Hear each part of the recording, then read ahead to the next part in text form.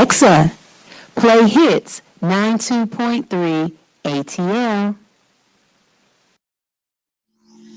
I don't really wanna waste it. Yeah. I don't really wanna wait. Shit crazy.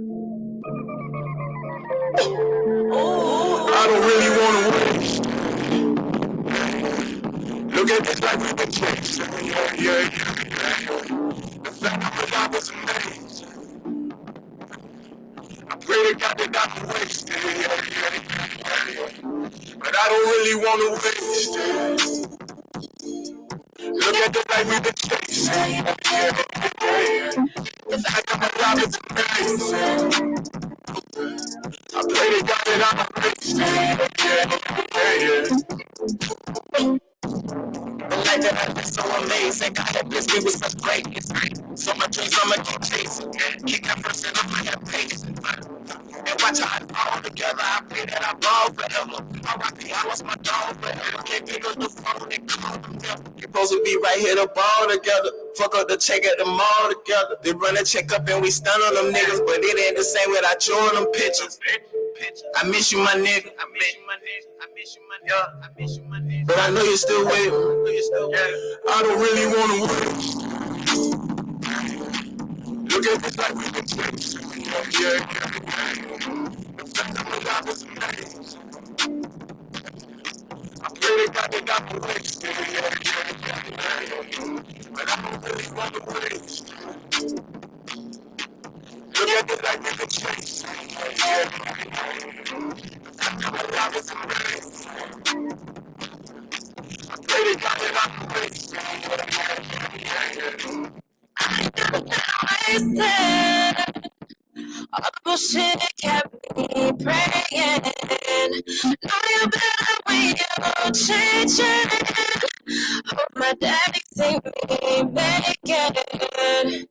Cause I ain't got a plan on wasted. I hit like a paycheck. I've been waiting on the break, yeah. Getting paid with my ex, yeah. I've been living till it's over. Look it up and never fold up. Tell my niggas never give in. If I'm thinking I pay it. And I don't wanna waste it. Mama told me that I couldn't come back if I leave. Thankful God gave me the keys. Without my niggas, don't know where I would be. Wasting this talent with nobody. If I don't make it, nigga, that's my problem. Gotta make it on my timing. And when that guy got me, and I don't really wanna waste. Look at this life we've been chasing. Yeah. The fact I'm alive is amazing. I pray to God that I don't waste it. But I don't really wanna waste. Look at this life we've been chasing. Yeah. The fact I'm alive is amazing. I pray to God that I don't waste. Step up like you made a goal. You one step away, feel it in your soul. She said, get the fuck up when they knock you down. It's about what you do when they knock around. Your father ain't died, so you couldn't live. It's your job to go do what he coulda did. Should I walk like the new me, trying to stack up that loose leaf, just to flip it like Bruce Lee. Shit, my city more than broke. When I'm lost in the flow, it keep me afloat. As much as my stomach in the face, when you can't find a way, then you make a way. I don't wanna waste it. I make another flip. I make another flip. I make another cooler with the G's again. I make another flip. Y'all ready? Let's go.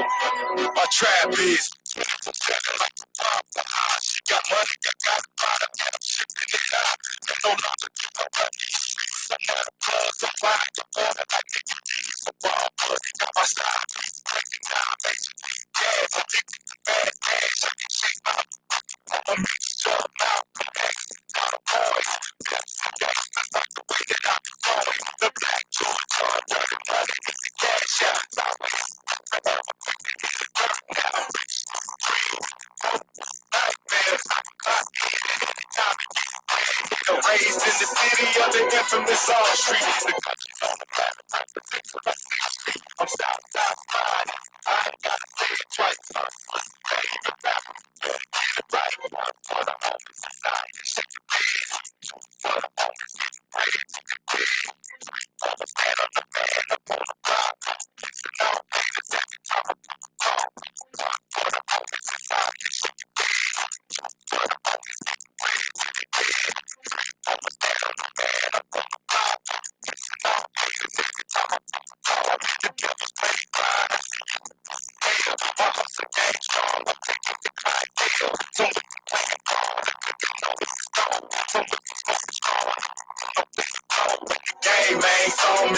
some alcohol.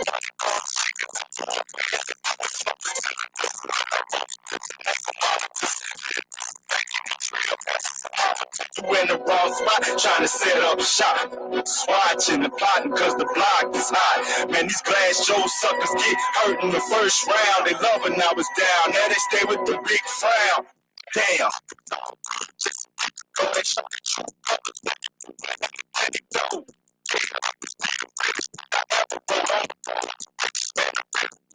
Spoke.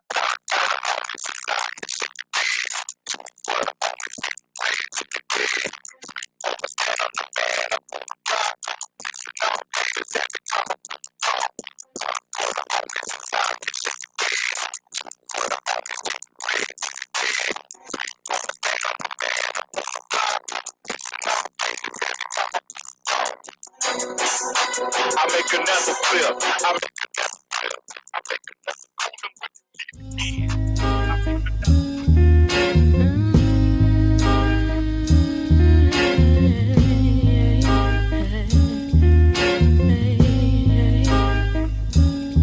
Ryan on the beat. And I'm hoping it don't rain today, 'cause I wanna go out and play. If someday I'll forget about every yesterday, something will blow my mind away, because I'm ready to throw it away. Waking up just to hear him say, I'd wish you sleep forever. I hope heaven rejects you. The pits of hell accept you forever, ever. But you've never weathered the storm before, and I don't invite you past the mat at my door. Someday, and I'm hoping it don't rain today, 'cause I wanna go out and play.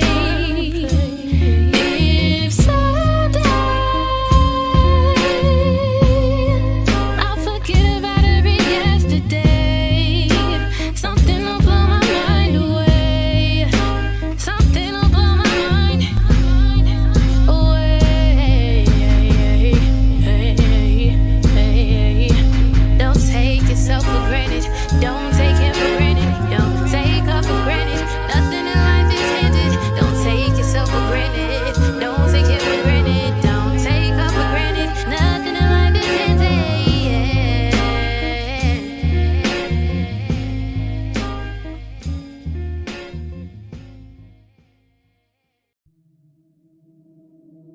I just want to run my business and do ratchet shit with my friends, and that's it. That's it. That's it. You are now tuned in to All Hustle and No Fear with your girl, the Hood Unicorn. Come on, let's go. Back against the wall, last name against the rope. Middle finger stretched, if you're thinking it's a joke, tell my friend I'm about to blow, about to blow, about to blow, about to blow, about to blow, about to blow, about to blow. I just want to run my business and do ratchet shit with my friends. AKA Griselda Blanca, AKA Uni the Motivator, AKA the Party Starter. But you tune in each and every morning. Well, you can't see me yet. Wait, there I am. All right. You tune in each and every morning because I am the Hood Unicorn. On her way in is my funny bunny, Alex in Wonderland. But you guys can hear her. Hey. You just can't see her yet. I'm eating carrots, y'all. Oh, hell. You rascally rabbit. You said funny bunny. You rascally rabbit. It's the other side. So it is time for us to get our day started today. I definitely wanted to start and talk to you guys about something that I didn't realize I dealt with until I really had a moment to just kind of sit and listen to my thoughts, really be honest with myself, pay attention to when it was happening, not just that it was happening, but actually pay attention to, you know, when and why or however I felt or whatever. So what I want to talk to you guys about is seasonal depression. And I kind of brought this up a little bit before, but I really want to kind of jump into it now. Real quick, we are recording and not live on YouTube. I'm testing today. So if you don't see nothing coming up in the comment section, that's why. So yeah, I want to talk to you guys about seasonal depression. The reason why is because I don't think a lot of us really pay attention to the fact that it's happening. And most of us just take it as, oh, I'm just kind of down, I'm a little low or whatever. But that's not it for some of us. Now, don't get it twisted. There are some people who are depressive in nature, right? And so you have a reason or don't have a reason or whatever your reason is that you are depressive throughout the year. It just comes and goes for you. There's some of us that typically are happier people, or we're people that are very up, but during certain times of the year or because certain things are happening, we get lower. For me, it's something about those leaves falling off the tree. What you need, baby? Oh, you mean the one that's behind your? Yeah. Okay. There we go. There. For me, it's something about when those leaves start falling off the trees that forces my mental state to a little calmer, you know, relax, more, you know, lower frame of mind.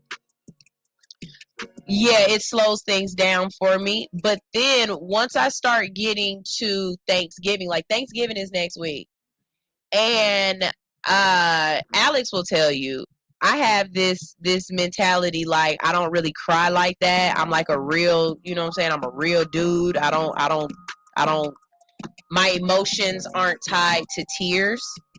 Let's say it like that. But I was sitting in my car saying to myself, I haven't cried in a while.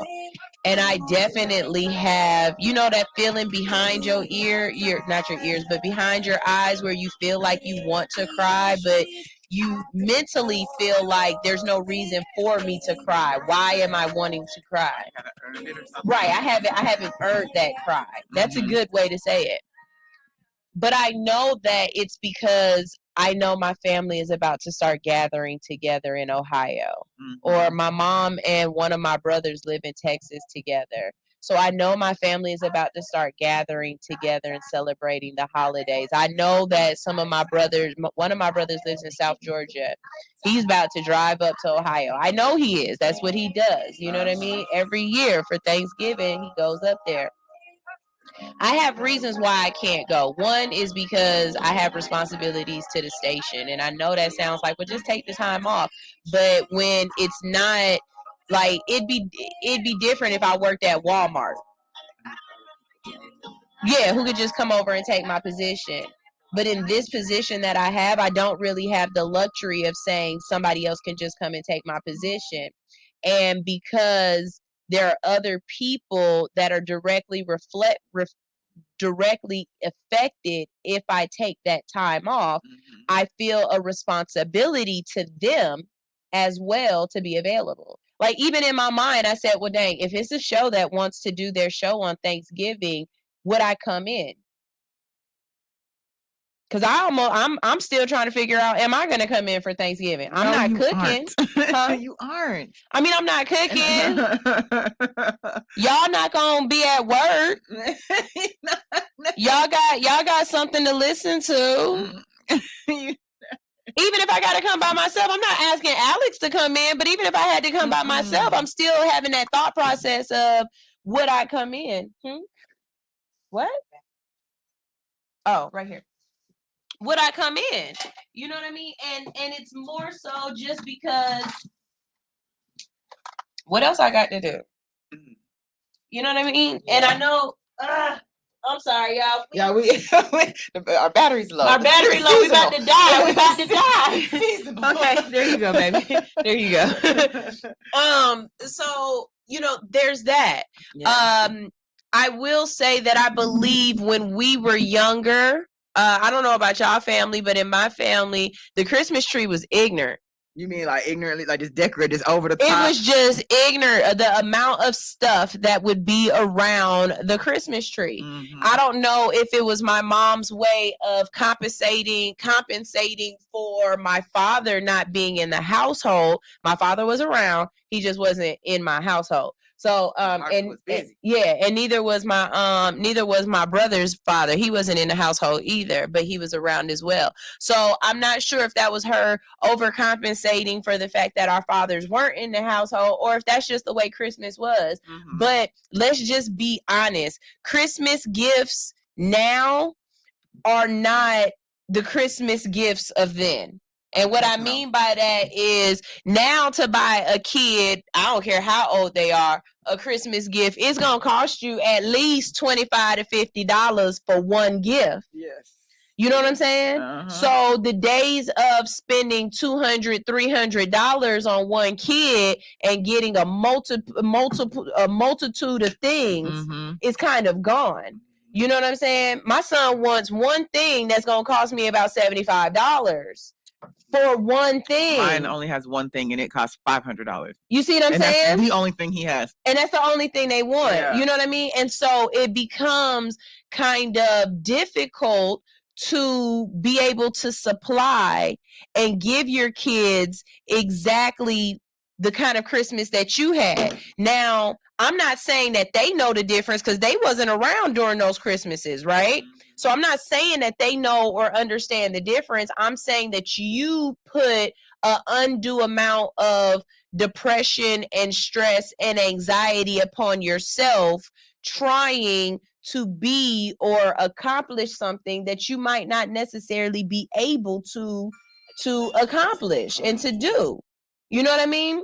I got somebody on here right now, Stolen Jam said one small gift. And I feel you. I completely understand because I'm asking my kids, like, what's the most important thing to you? Right. You know what I mean? Because I don't have a problem admitting it. I don't have it like that. You know what I mean? Now let me say this. My kid's gonna be fine because my kids got grandparents, great-grandparents, uncles, you know what I'm saying? Yeah. And a Razi. I'm not worried about them receiving gifts. I just kind of feel bad that I don't get to, or I'm not in the position to provide that, oh my God, the gifts come all the way out to the couch type deal. You know what I'm saying? Like for our Christmases, we used to, we would get tired of unwrap. Like it got to the point where we was just throwing stuff at each other and be like, I don't know if this is yours or mine. Yeah, I don't even care. Just open it. And my brother up here opening Barbies and he's like, this is yours. I'm opening up Hot Wheels. I'm like, I don't think this for me. And I'm throwing it at him. You know what I'm saying? We just opening stuff. Everybody does not have that luxury. And I need you guys to understand that the pressures that you're putting on yourself is unnecessary. It's you don't have to do it. You really don't. Okay, Peachy is in here, and Peachy said, you can come with me and my family for Thanksgiving, and I absolutely appreciate it. I love the invitations, but I won't come. I won't. The only way I'm coming to somebody else's anything for Thanksgiving is if it's what's called a Friendsgiving.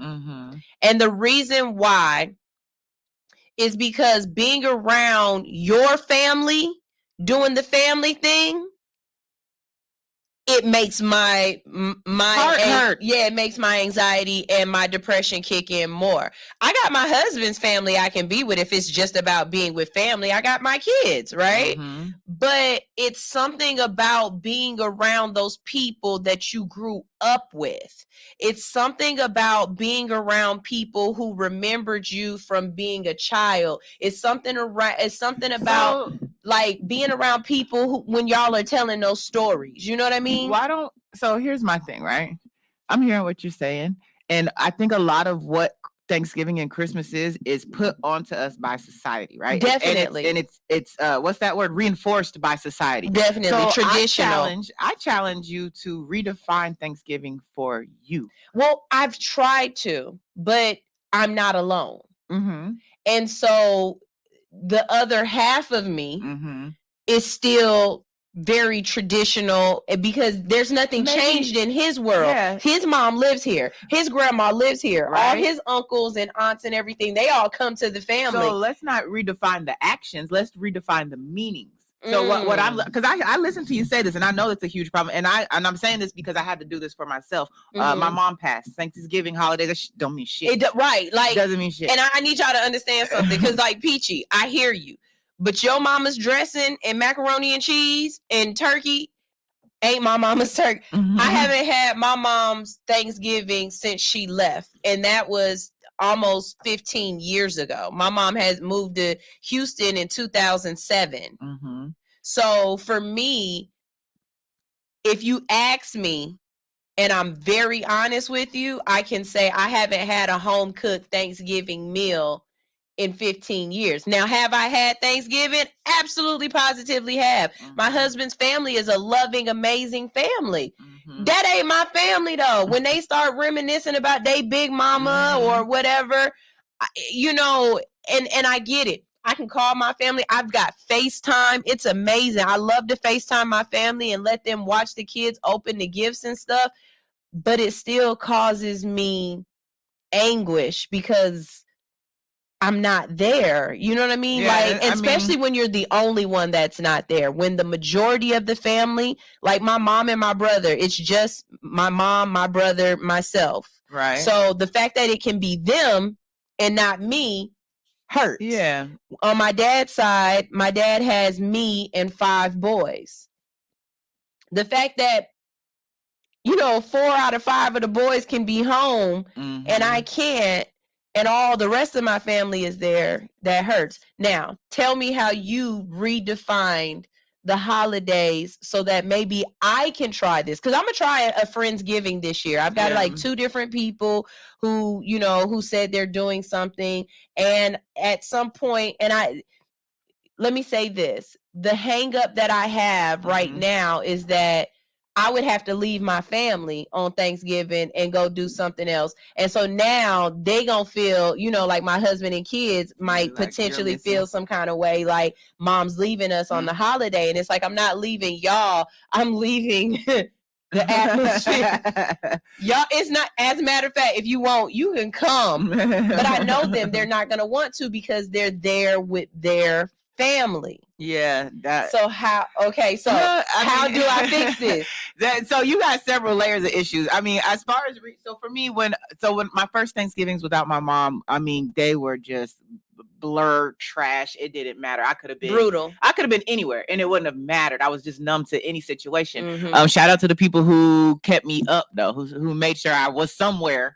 Right. You know, but what I had to stop doing was what, because for me the holidays was what you're saying. It reminds you of your past, your big mama. It's all of that stuff. So I had to take that thought of what Thanksgiving was and just put that to the side. That's not what it was for me anymore. It wasn't something to reminisce and feel that way about. What I had to do was say, okay, this is going to be how I start new traditions with the family I have left, with the family that is here. So from that point, you know, I didn't grow up with both my parents together the same way. So holidays were always with my mom's side of the family. And so all I have left is my dad and my sisters and my kids. So I just had to take that focus and become that. I had to become my mom for them. That's what I had to do. And I'm not saying it's easy, and I'm not saying I like that role either. I hate that shit because bitch, no, I can't cook. But I had to, I had to step into that position so that I wasn't looking for something that was never gonna be there. She's dead. It was never. It's never gonna be there. Like, talking about this right now, I'm getting teary-eyed. Like, I'm getting emotional because, I mean, I'm getting emotional for the reasons why. Like, it makes sense why I'm getting emotional. I'm not trying to dispel that emotion, you know, and that's something else too that I really want people to understand. Your emotions are emotions for a reason. I wouldn't be able to have this conversation if I didn't actually look into why I was expressing these emotions, you know, physically and not tap into it mentally. So that's why I'm having this conversation. Right. You know what I'm saying? Is because it might be someone out there who doesn't understand why during the holidays they get aggressive or they get, you know, depressive or, you know, they lash out or whatever, because I've done all of those things, you know.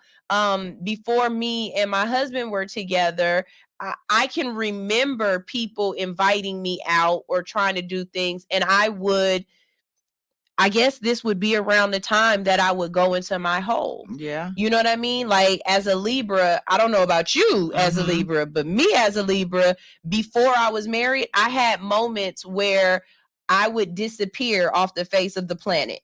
Oh, me too. I still do that. My friends would be like, bruh, we have not heard from you in weeks. And it's like, now that I look back at it, I can see those times when that was starting to happen. Yeah. This would be around that time. Yeah. I'm not answering the phone. I don't want to talk to y'all. This ain't family. You know what I'm saying? Yeah. So I need y'all to understand that. We got some comments in the comment section. Let me see what we got here. So the missus said you can come with me and my family for Thanksgiving. And of course, thank you so much. I know not to eat your mama's ribs out the refrigerator that she hid, because she gonna snap on folks. Red Warriors Love is in the building. He says, celebrate a moment of gratitude to relieve daily stress, frustrations, and pressure. Gradually, it releases the energy of mental focus and determination to prioritize what's needed and not just wants.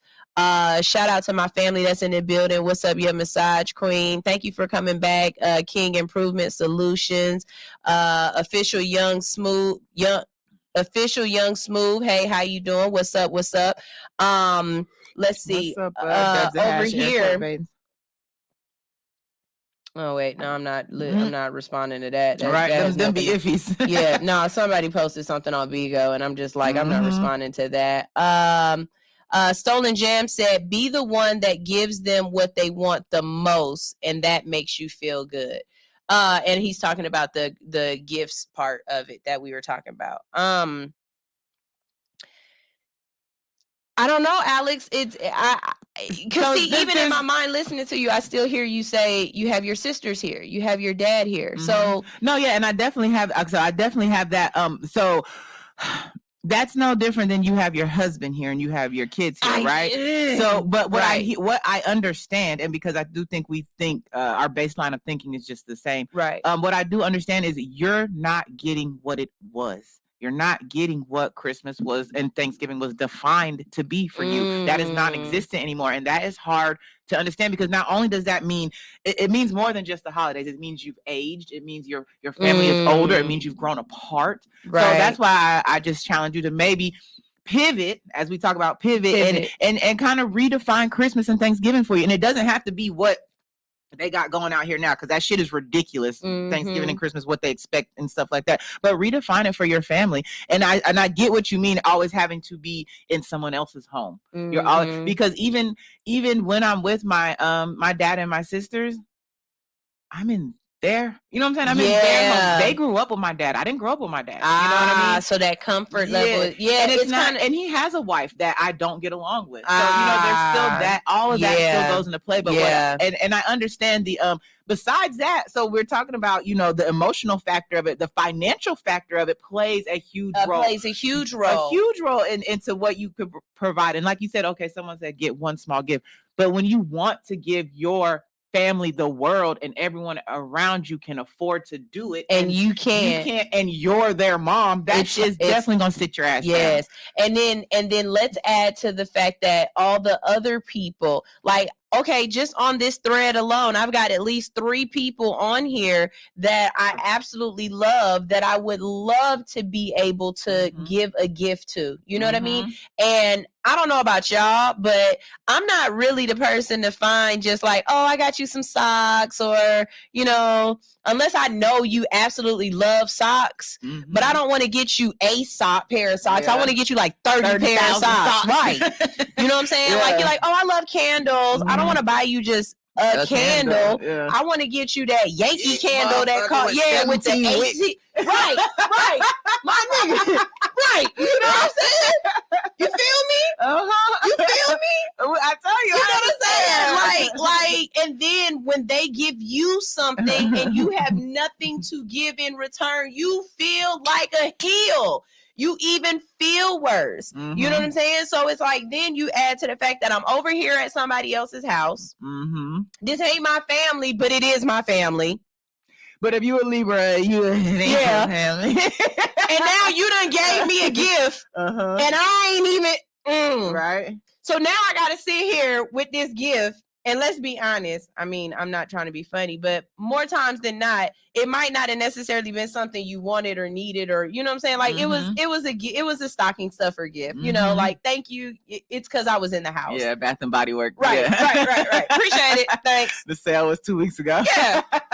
Thanks. You thought about me. No, yeah. But I mean, but now I don't have nothing to give back to you, where I at least felt like I thought about you. Right? A little handmade note. Get them all pigeon pussy high. They don't smoke. Just sneak it in. You know what I mean? Just had a whole house out. I brought the punch, y'all. But y'all, you feel what I'm saying? Like, it gets to that point sometimes where you're just like, it's a lot. And then it's back to back to back. You got Thanksgiving. I mean, you got Halloween. You got Thanksgiving. You got Christmas. You got New Year's. And then if we're really honest, you still got Valentine's Day. This whole section, this whole quarter of the year just comes through like a lion, and it can really put you in an all-out depressive state. It could, and we're talking about internal factors, but don't forget external factors. And it's science. Cold weather brings on depression. Yeah, I was about to say darkness brings on depression. And this is science with facts that we can prove. Right. So, I mean, all of that huge combination, and what we spoke on yesterday, I believe Sunshine said it. Just because you might not have a mental issue doesn't mean the person you're close to doesn't. So besides your own issues you're dealing with, now you're putting on your husbands, your sisters, your friends, your kids, everything they're going through. And mind you, kids ain't in school either. There's no break from the. This is just a whole bunch eating up all my snacks, right? And that's depressing as fuck. You know, you got to buy more food. Yeah, like, it's just just the food. Think about how much it costs to buy one turkey. You know what I'm saying? The fact that people are like, I started buying food for Thanksgiving in October. That's really crazy. There's hams in my freezer right now. I've been in there since October, I think. When I tell you, one of the best things that has ever happened for me is the fact that my mother-in-law's birthday and Thanksgiving is the same day. Oh. So we will never, as long as this woman is living and able, we will never have Thanksgiving at my house. It's always been. Do you think that house. would make a difference if it was your house, your host? I think I would be more depressed. Oh. Because my house isn't conducive to hosting anything. So do you think because I know your personality, she got big dick energy, y'all. So do you think if you were in the position, you know, your house was good, whatever, hosting Thanksgiving and being the one that's in charge of it, do you think that would make you feel better? That you were providing something for them to come to versus going into their world? Well, I guess because I'm a giver, you know what I'm saying? You know, we like to see people happy and stuff. I think I probably would like that better, but I'm not in the position to do it. So that's the goal then. Make them hoes come to you. You know what I'm saying? Yeah. Because I've never had a Christmas tree in my house since me and my husband have been together. Really? We've been together for 12 years. and we've never had a Christmas tree in the house. Granted, if you've been to my house, I don't know what corner or where No, I would you ain't put. seen the new Christmas trees. What? It just stickers on the wall, dog. My mama used to do this, and I used to be so mad at her. She would get duct tape and outline it on the wall and be like, "This the Christmas tree." Yes, now I seen it. You know the big peel out stickers. Yeah, like a big 6-foot sticker. You put the tree up. You put the balls. It's all stickers, and you just put the gifts under. It's one dimensional. That shit's so fire. The cleanup, you just wipe it off the wall. Yes. Yeah, it comes on a roll, like a roll of paper. Like really? That's how big it is. Yes, I'm telling you. I'm telling you, my mama invented this shit before she knew she invented this shit too. My mom had some of the ugliest Christmas trees. Man. Like when I tell you I do not come from a family of designing women. But yeah, like my mom, she wasn't a house decorator. I never saw the seasons change in my house. My husband comes from the complete opposite. Got you. His mother is Martha freaking Stewart. I've never seen the same Christmas tree ever at this woman's house. She rearranges the house every 6 months and redesigns it. You know what I mean? Like this woman is the epitome of a crafter. And it's amazing. Like, don't get it twisted. Going to her house is a winter wonderland. My kids got the best Christmas because of going to her house. You know what I'm saying? I absolutely appreciate it, and I love her for it. For my kids. For me, what up, Juice? For me, it's like I said from the beginning, it's just it's hard. It's just really hard. I definitely understand. I think what you're doing now, though, recognizing and then trying to figure it out. Like, figure it out. It doesn't always have to be this way. And I'm up and down. Like, I know this year is going to be all right. Last year was bad. You know what I'm saying? So mine goes ups and downs, but it depends on what I did that year. And I know, like you said, how you said you would come into work a show. You'd do it. Yeah, I would. But I understand why. Yeah. I get why. Yeah. You know what I mean? So I think it's just about finding it, making it work for you and not relying on what it used to be. Let's redefine it for the future. Let's figure this out because it doesn't have to be like this. Yeah. Yeah. What are things that cause you guys seasonal depression? And if you have seasonal depression, how do you deal with it? Is it something that you just, you cope with and you don't tell anybody about it? Because I have no problem in my household. If you come at me and they like, what's wrong? I miss my family. I miss my family. Like every Thanksgiving, I cry. At some part of the day, I'm going to cry. Whether or not someone sees it or not is really just kind of dependent on where I am in my own feelings at that moment. But every Thanksgiving, every Christmas, and these aren't happy tears. These are, I miss my freaking family tears. You know what I mean? Now I will say this, the two. So I had a chance to be with my family for Thanksgiving a couple of years ago. Like, Georgie was this big. You know what I'm saying? He was this big. I think that might have been one of the happiest moments or Thanksgivings I've had in years. Same thing with a couple of years ago. Georgie was still like this. My brother had just moved to Valdosta, Georgia.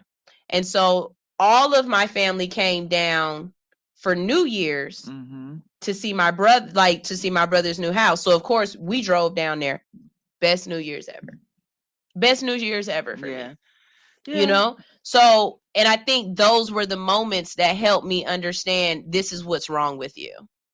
You know, the not being able to buy gifts the way I want to, it's not very high on the depression list. It just adds to it. Yeah. The fact that it's cold and dark outside all the time. Let me tell you something. If you're the type of person that works in the mall, I know a lot of people don't work in the malls no more, but if you work retail in any stretch of the imagination, Thanksgiving from Halloween to New Year's is the worst time to work in the mall. One, when you go in the mall in the morning, it's dark. When you leave in the afternoon, it's dark. So that is a problem because no vitamin D, no vitamin D. That was an issue for me. The other issue that I had was the fact that I worked at Baker's in the mall. I had to sign a contract that said I would not ask for any PTO during that time. So sick, depressed, yeah, there's no time off. Is no time off. And you working 12, 14-hour shifts during the holiday season. Right. They don't fucking close. Right. You and all you doing is listening. Christmas just ain't Christmas without the ones you love. So that's making it worse. Uh-huh. You know what I'm saying? Shout out to Mariah Carey. Yeah. like that, yeah. It's certain jobs that during the holidays, I think they add to the. I want to explore issue. Honestly, I want to, I guess, blame it on retail. I don't know, but just what Christmas and the holidays have become. You know, we've got all these sensitive motherfuckers that have all these triggers. Mm-hmm. Why can't holiday season be your trigger? Why can't they shut the fuck up sometimes? Because that's all you get. Like literally, October hadn't passed and it was already Christmas shit. Oh out. yeah. You Yeah. You didn't see what Mariah Carey posted on Halloween? But at least she waited till Halloween. She was riding that doggone thing with her witch hat on, and then all of a sudden she said, "It's my time." I said, "This broad," but she got reason. She make about $3 billion every Christmas. Did you hear that she tried to copyright Queen of Christmas, and they said no. Did they say no? Yeah, and then she tried to copyright Princess of Christmas, and they said hell no. Shit, look, keep trying, Mariah. Cause who else? Who? After Santa Claus, it's Mariah. It's Mariah. Who else is there?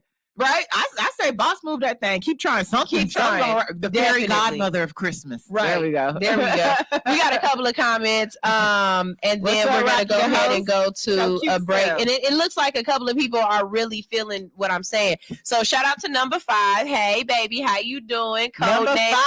Codename Kid Next Door. Yes. Titties. That'll make me smile during Christmas. Right? Can we get some titties? Y'all all want to put balls on the tree. Put titties on the tree. We want titties on the tree. Number 5 said holidays are stressful, but I eliminated seasonal depression by only going home for one holiday, and it relieved stress. It relieved stress, made memories and traditions with my small family that I created with friends.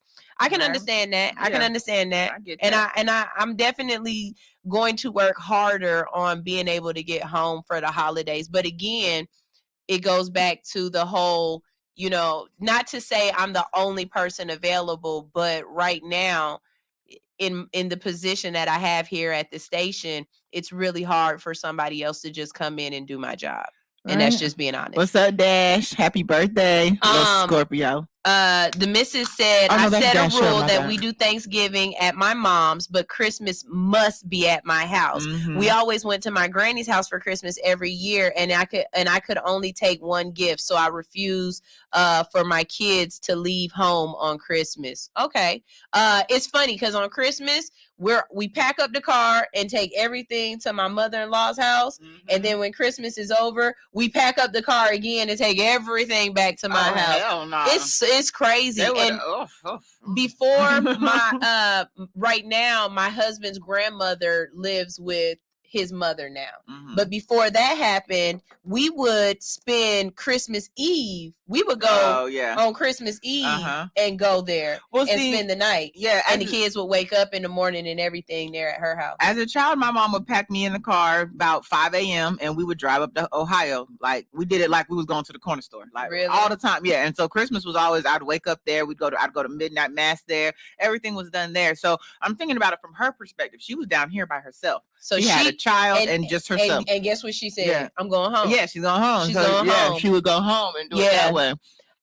Let's see. Number 5 said, I worked at Walmart 3 years, peak Christmas season, and it's terrible if you really got family and traditions. Yeah, because when you work like that, you can't even cook. And remember a few years back, Walmart was like, nah, we're just going to stay open. Yeah, like, 24 hours. Yeah, all the holidays. Like, and I applaud every single store that decided that I know that during COVID, we couldn't be open like that. So this year, we just going to keep it moving. We just not going to open for Thanksgiving. Because I think it's a couple of stores this year that are closing for Thanksgiving. Yeah, they're just like, forget that. It's gotten ridiculous to be honest. It's just retail. It's retail propaganda. Like, it's not even about the holiday.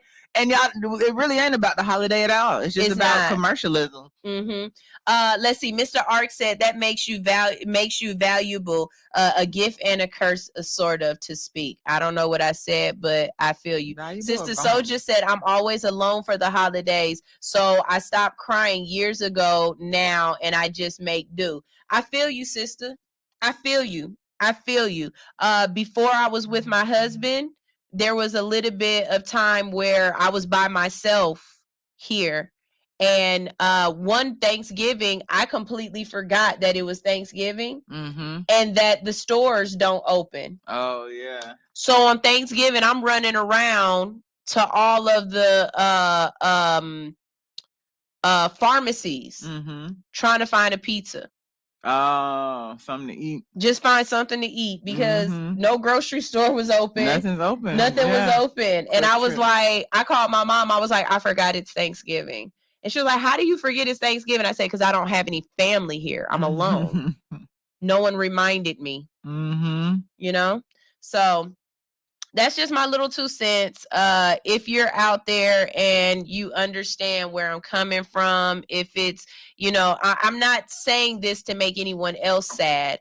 I'm just saying pay attention to the people who are around you. They might need you in a way that you don't understand. But at the same time, if that person isn't as open and welcoming to coming to your family, don't feel some kind of way, because being around your family might be the trigger for them. You know what I'm saying? It really might be a trigger. And again, like I said, if somebody invites me, or, you know, if something happens after we eat Thanksgiving at my family's house and they don't have family, like it's just, like I said, a Friendsgiving, I'm willing to go to. Right. But if it's going to be you, your grandma, your Uncle Earl, your cousin Tina, that one gay cousin that nobody say is gay, but y'all all know is gay. Like, hey, little Chris. You know what I'm saying? Like, you know, it be those conversations that y'all having that we know nothing about. You know, when y'all start reminiscing and bringing up last Thanksgiving, we're not a part of that conversation. It's really hard. It really is. It just really is hard. Sister Soldier said it's a scientifically known fact that people suffer more in the winter than they do in the summer. It's called sad. It is actually. I think that's the acronym they call it. Yeah. It is crazy. It is crazy. And then, like, end of the year stress, you know what I'm saying? Like, a lot of times people, you don't think about it, but we set goals throughout the year, and usually your timeline is the end of the year, right? Yeah. And we've been taught that that's when we transform and change. So a lot of times you might just feel like you didn't meet your goals for the year. You didn't accomplish what you wanted. It's all about the reflection of it. So there's many factors into this thing. Peachy said, when me and Pooley first moved here to ATL, I cried because I couldn't afford to get home, and I couldn't cook, and I cried. I felt stuck here. So yeah, y'all get it. What does the acronym SAD stand for? Let's see. Something. Probably sadness, anxiety, depression. Natural Way said, it's Friendsgiving at my place. Thank you, love. Yep. Thank you, love. I appreciate that. So thank you for everybody who's tuned in. Everybody who's tuned in on Bigo. Seasonal affective disorder. Seasonal affective. Not effective, but affective. Seasonal affective disorder. Yeah, I can definitely say I'm sad. Yeah. I'm one of those people. Some hypnotherapy. Yeah. I'll go lick a toad. You guys, that is our motivational moment. Whether it was motivational for you or not, it was just one of those moments where we had to be honest. Sometimes, you know, the motivation will pick you up. Sometimes it's just about honesty and really just connecting and understanding what's going on. So, you know, I hope that this helps somebody. My platform is here to connect with people in ways that maybe other platforms aren't able to connect with y'all because they don't want to be in that space. Yeah. I'm okay with being in the gray space sometimes. Everything can't always be happy and go lucky and talk about booty. I'm gonna say this over and over again. My platform is not to sit here and talk about ass. It's not to talk about I do want to talk about this. Hold on. Somebody somewhere find not just this girl, but this boy some mental and physical help. Blueface and Krishan.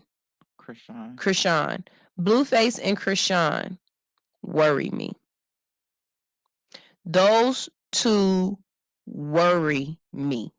Okay. And they worry me from a place of a parent, not from the place of a friend, not from the place of a social media watcher. They worry me from, if that was my daughter, I would be disgusted by this relationship that she's in and the things that she's done. He did, but he's also, his bail was $50,000. He's got out.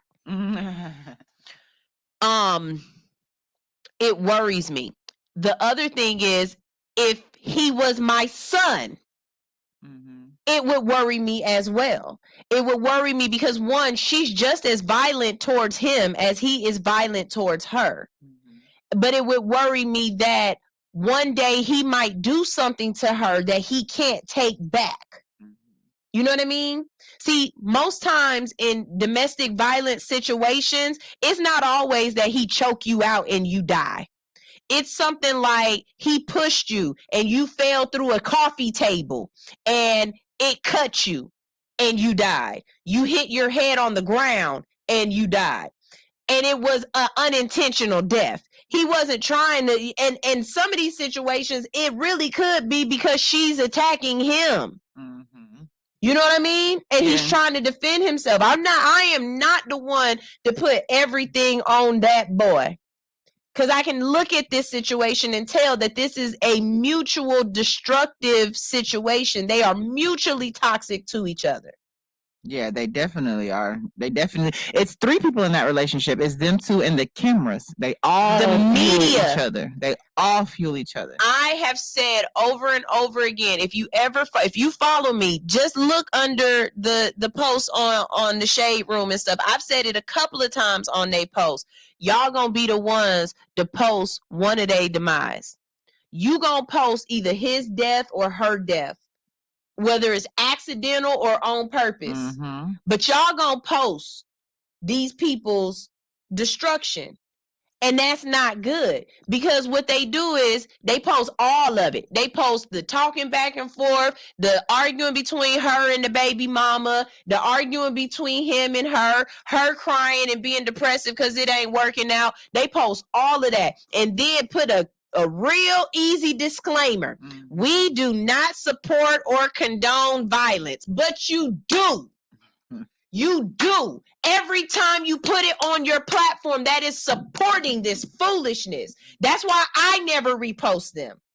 Because I absolutely refuse to fuel this fire. Because I'm telling you right now, if y'all stop reposting, if y'all stop watching, she'll stop going on there. He'll stop going on there and posting every time they do something. Y'all giving them the clout. And I worry about the relationships of the little girls and the little boys that are out here who think this shit is cute. The ones who are hashtag relationship goals. Oh, she done put his face on her tooth. Hashtag relationship goals. No, ma'am. No, that is toxic and destructive. And I am so afraid for these two's relationship. I'm afraid of what this relationship is going to look like next year or 2 years from now. If they are possibly together. I don't even know how old they are. And the Zeus Network, y'all is part of the problem. No, they're definitely part of the problem. The Zeus I don't even know anything on the Zeus Network that's not people fighting. Like, what is their platform about? No, they definitely got some a lot. It's strange because I know if this. So okay, I'm gonna say I'm not as invested as Sunshine is with my disdain for their relationship. I honestly it's hard to explain, but I understand the emotion. I don't agree with the action, but I do find entertainment in their relationship. That's just my truth. But what I do realize is if this was 1990 and this was happening, Blueface would be canceled. It just wouldn't happen. It wouldn't be allowed to be shown this way. This is domestic violence. Like domestic situation.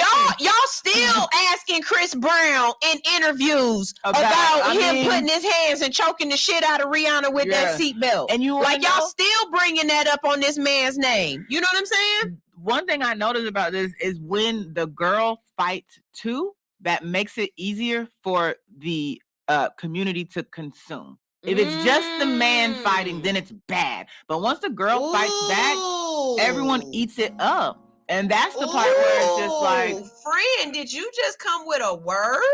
Yeah. But I mean, I never thought about that. That's why it's okay. You know what? Before Rihanna said it, I hit that nigga. You know what I'm saying? Before she was like that, everyone hated Chris Brown. It was Chris Brown this, Chris Brown that, because we saw Rihanna's face. But once it came out like, hey, because I remember Oprah sitting down with the woman and she was just devastated because the girl was like, I don't think it was Rihanna's fault. And all Oprah could do was convince this girl that it was Chris Brown's fault, but she never once asked the girl, why do you feel like this? But obviously whatever the girl's seen in her life made her understand that women provoke shit. You know what I'm saying? Women can be a part of the problem. We're not just the victims, but the commercials, PETA, whoever the fuck else tells you this. You know, PETA's in everything. But they always tell us we're the victim. She said PETA shit.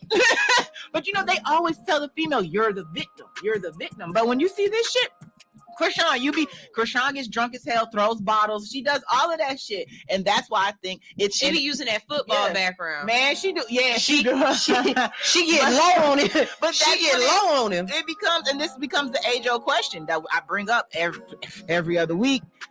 Are we imitating life, or is life imitating art? Like, how is this working? They're getting paid. They're getting paid. They to both do this. want careers in entertainment. That's why I said Zeus Network ain't they're nothing. Getting paid. Those what are they? Stream all of that shit they do. They're getting paid to whoop each other ass, and it's funny for entertainment. But what I think people fail to realize is there's no entertainment. Everything is real life.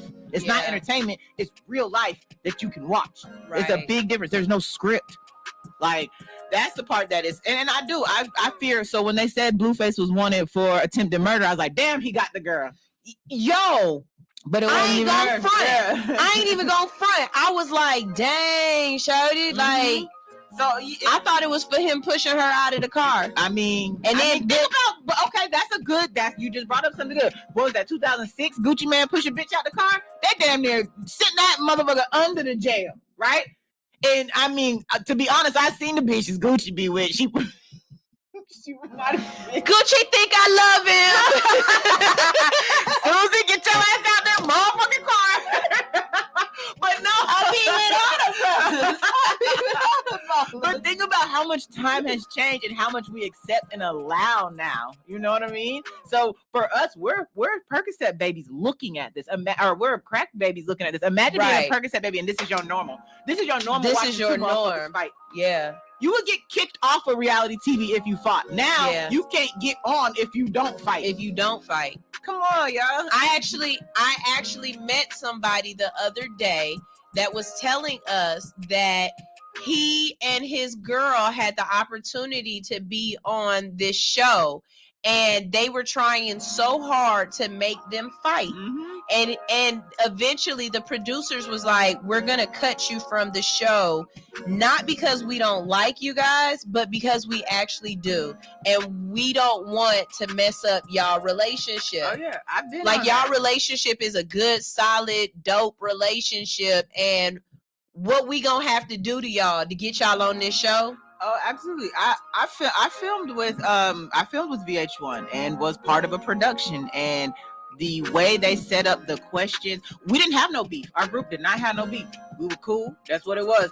The way the questions were set up, and I was brought to the side by myself and what I was asked, and so I did sign papers, so I'm trying to say this the right way. Right. But what I was asked and how it was asked to garner a response from me was, to me, mind-blowing. I was good. I'm good. I don't got to play this game. I'm not here for the spotlight. I'm here as a supporting cast. I'm here because the bigger name that's in the picture. Right. And I'm sitting here like, no, I'm not going to say that because it's not true. Why would I say it's not true? But then, so when I was the more belligerent one when it came to that, but then they do this underhanded thing where, okay, that's not your truth. That's fine. Well, let me ask the question this way. Let me get this.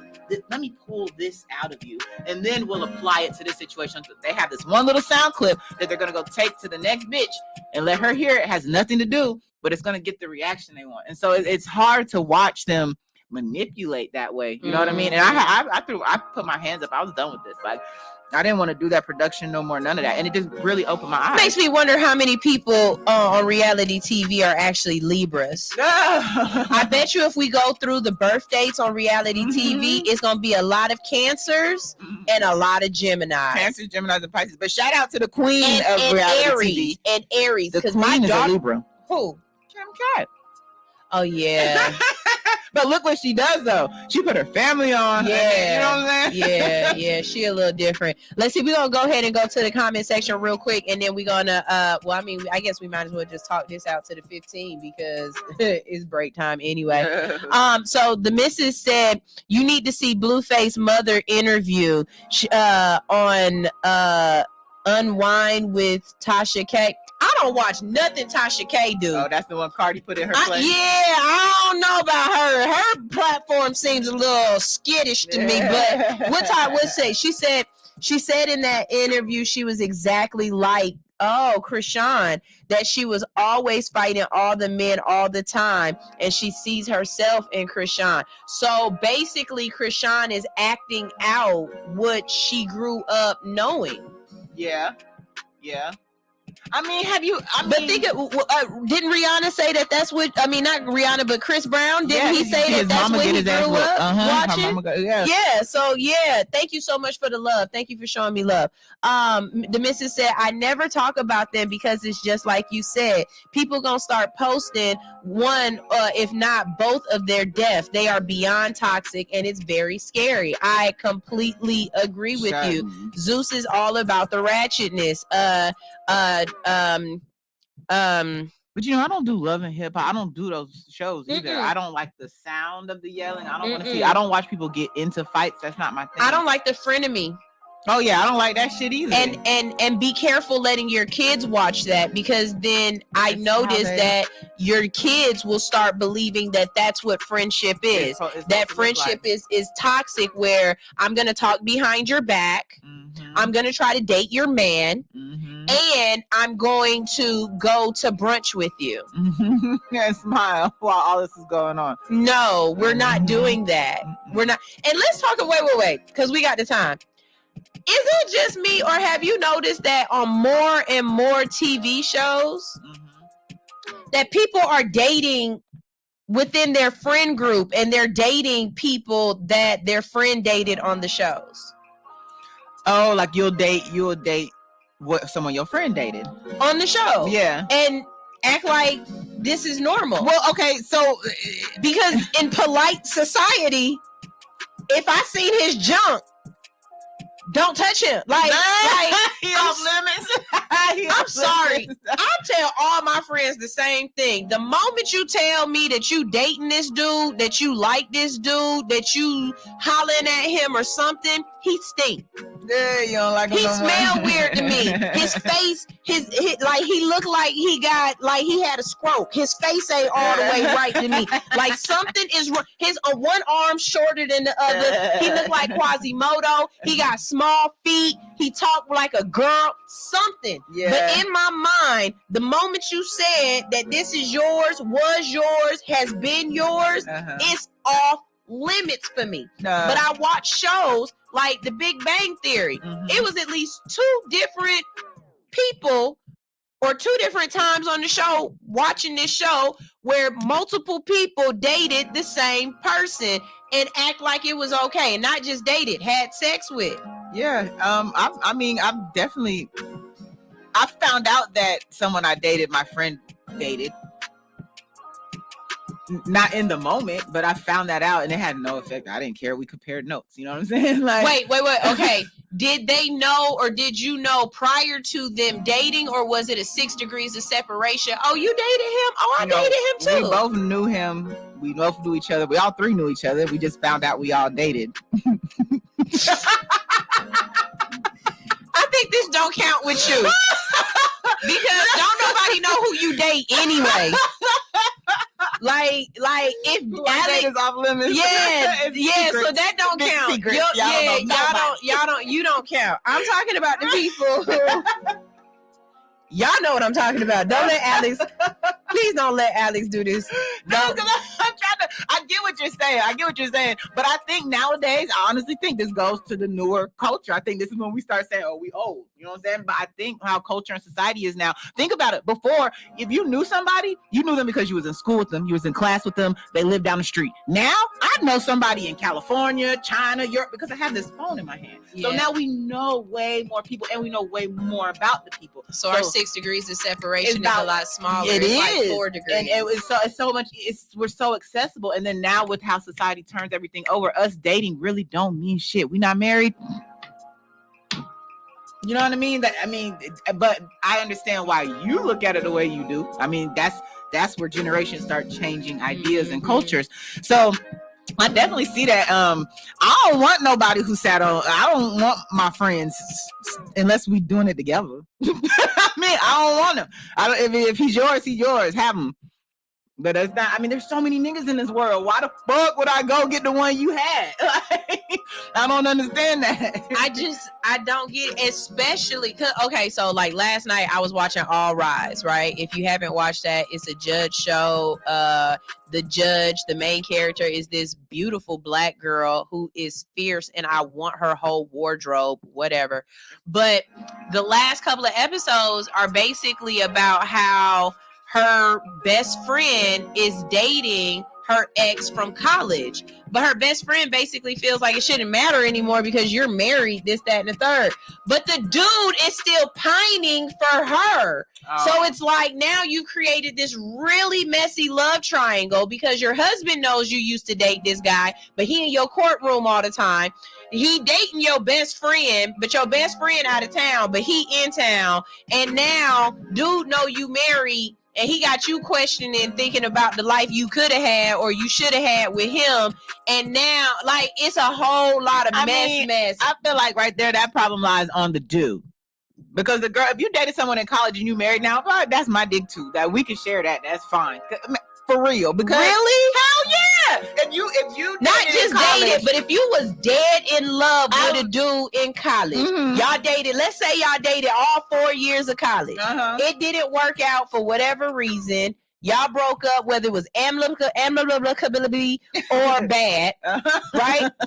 Now I done moved on. It's 20 years later. I'm married. I got kids and everything. And then you pull up with this dude that I was smashing, but we best friends. So if we was best friends during your college days, it probably wouldn't go down like that. But once you married, any dick you had in the past, dog, it's up for grabs. Like, you married now. You married. Tell your husband I can't fuck this nigga. Is that real? I mean, tell your husband that after you get married, is all your old dick off the table? Absolutely. Tell your husband that you mad at your friend for dating your ex and see what happens. See what happens. What's your husband? See what happens. You lost your privileges. That's why y'all don't get married, ladies. Don't get married. You want to keep the dick? Fellas, I want to know if it's a difference between men and women. Fellas, if you was dating a girl and y'all not together no more and you done moved on and your homeboy meet her or know her and he get with her, and we're not talking about just smashing, we talking about full-on relationship. Yeah. Is that a problem for y'all? Ladies, same question, but I mean, once you married, dog, and I get the feeling, I get the ooh, but you married, dog. What? You married? Let me do what I do. You said he was great. You said he was fun. You said it was 10 inches. what I'm supposed to do? But like I said, me personally, it's too much penises in this world for me to even think I'm finna lose a friend over one. Like, right. I don't consider people friends. But let a motherfucker walk in here. When I say that, I consider people friends. I don't have a lot of people I consider friends. But let a motherfucker walk in the studio in sunshine and be like, tits, all right, bit. You know what I'm saying? Yeah. If you call it, you call it. I'm not gonna lose no friend over no dick. Yeah. It's too much. It's too many of them. Even if we have a threesome, I'm still not paying him that kind of attention. Hell no. I mean, jokes. All right, look. So y'all know I gotta throw a joke in there. I am Teacher Anitra said, all of my friends' men is ugly. They not for real, but in my mind, they ugly as hell. Hell yeah. I feel you. They all off limits at all times. Yeah. Mr. Wild C, hey, Mr. Wild C, thank you for following me on Instagram. You usually catch me on Bigo. He said it's a hedonism culture. It is, Mr. Wild C. That is very true. It's a hedonism culture. Because things move so fast, I don't think people understand consequence. Mm-hmm. I think that's just forgotten. The missus said, Alice in Wonderland. F that. What, PJ?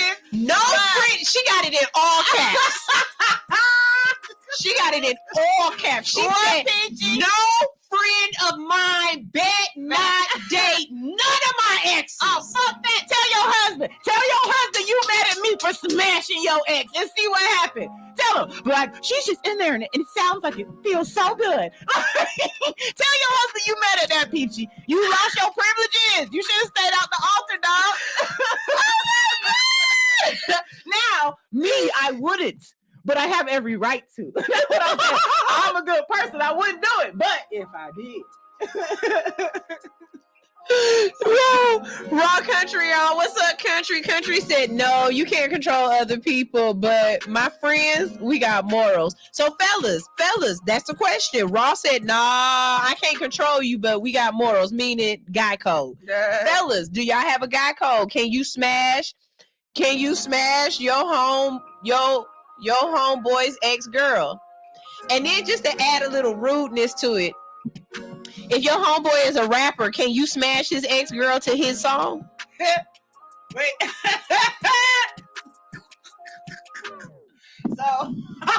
So if I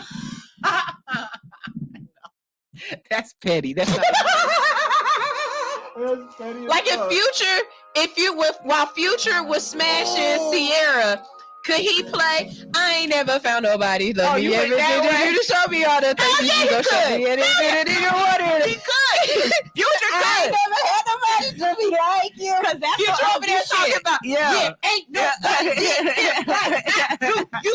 I ain't never had wow. Future don't fuck. Sierra fuck.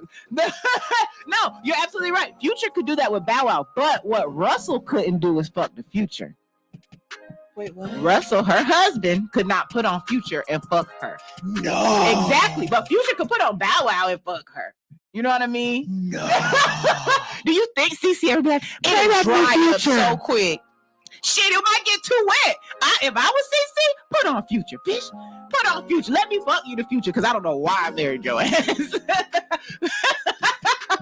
It'll get too wet. You gonna be mad. Okay, y'all know how we started off talking about depression.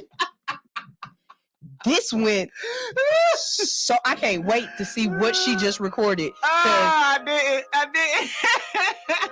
Don't worry. On the break, we gonna record that one. That was funny. Okay, look, we gonna go to these comments real quick, and then we go into our first break of the day. So Mr. Wowsy is cracking up. Peachy said, no, I will not, Alex. I'm trying to cut the volume down right now. Peachy, look, I love you, girl. She said, Sunshine, you too loud. Poolie can hear you, Sunshine.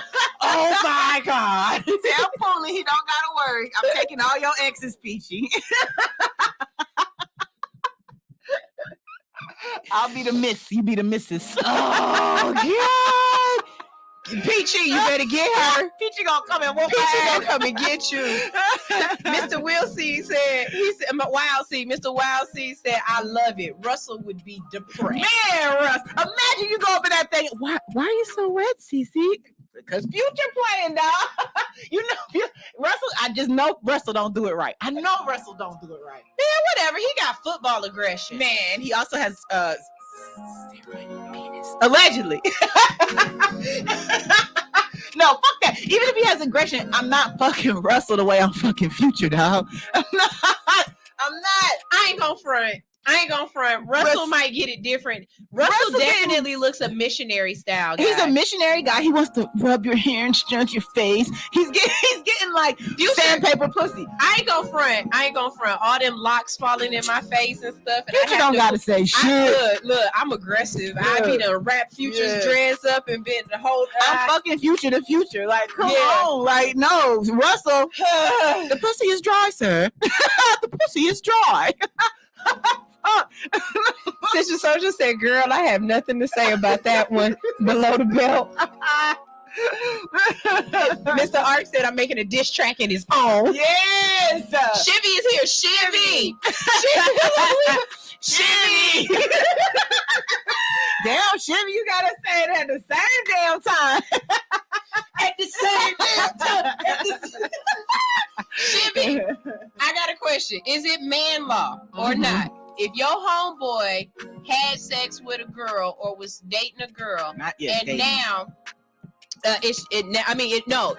or your girl, or if you broke up with a girl and you're now married, if your homeboy start dating her, is that man law? Like, is that against the rules? And then the next question is, no, I got it. You got it? Okay, hold on. Here she come. Hold on. So, Jimmy, if I do it to your homeboy, right? And then a couple years down the line, you know what I'm saying, I want to do it to you. That's fine, right? Is that okay? That's okay, right? There's no problem with that. We asking. And we're asking. Yeah, we're asking. And then the other question is, we'll ask that one during break so we can ask it on thing. Okay, look, this is Nitra said Russell Wilson looked like he make love to you. No, he looked like no. Y'all, we going on break because if we do not go on break, we won't go on break. This is All Hustle No Fear on Hits 92.3, the real definition of internet radio. If you are watching us right now, on Bigo, show me some love, drop some hearts, drop some stars, some clovers, a couple of beans, all that stuff, because y'all are enjoying the conversation. If you are watching me behind the scenes on Instagram, I know you guys are used to me being on YouTube, but I'm recording the show today because I'm testing something, okay? I'm trying to see if I can make my audio better. So stay right here on behind the scenes. I'll leave you guys on as long as my phone will allow, because y'all know that bad boy will die on me, and I can't plug it up no more. I got to put it on the Wi-Fi charger. Yep. No, it was something about it got wet on the inside. You gotta blow dry that thing. Yeah, I did, and it still didn't work. So whatever. Anyways, this is All Hustle No Fear on Hits 92.3, the real definition of internet radio. Go download the app, damn it. I'll ASMR y'all when we get back. Hey, shit. Good morning. I am Sunshine Reigns with All Hustle No Fear, and we are radio that you have to watch. That's right. We are radio that you need to tune into to watch all of the fun that is going down here at the Hits 92.3 station. So what I need you to do is follow me at All Hustle No Fear on YouTube, or follow Hits 92.3 on Facebook, and tune in Monday through Friday from 7 to 10 a.m. for All Hustle No Fear. We are After Dark Radio in the morning. Sign language niggas be talking whenever they signing on the line. Please don't chime in, watch it, I got timing on the mind. Line like call it line disease, nigga, you got diamonds on the mind. You never be going in like a driving that McDonald's on the line. Niggas investing to better your clout, I'm minding to nothing to better your mouth. Ain't no 10Ks, ain't no relays, nigga, you running a regular route. Either the enemy ready to chow, all of you coming with edible style. From a jungle, my effort is wild. Watch the kid, don't step on the child. Born a legend. Imagine drawing blessings while it's passing, strong weapons on your seconds. Was my lesson, warm my presence, hornet's nest. Born a legend, go and tell him any lessons, no exception. No starting slow, and ain't no Nolan, so it's no inception. Ain't no James, please don't get them, hold no leeway. Ain't a team, niggas see us on the freeway. Open road, don't cut in front us like a DJ. Hydroplaning in her DM like a speedway. Pedal to the floor, 100 miles per hour. I ain't getting tired, never throw in the towel. I'm just going hard while I'm passing lanes, passing lanes, passing lanes.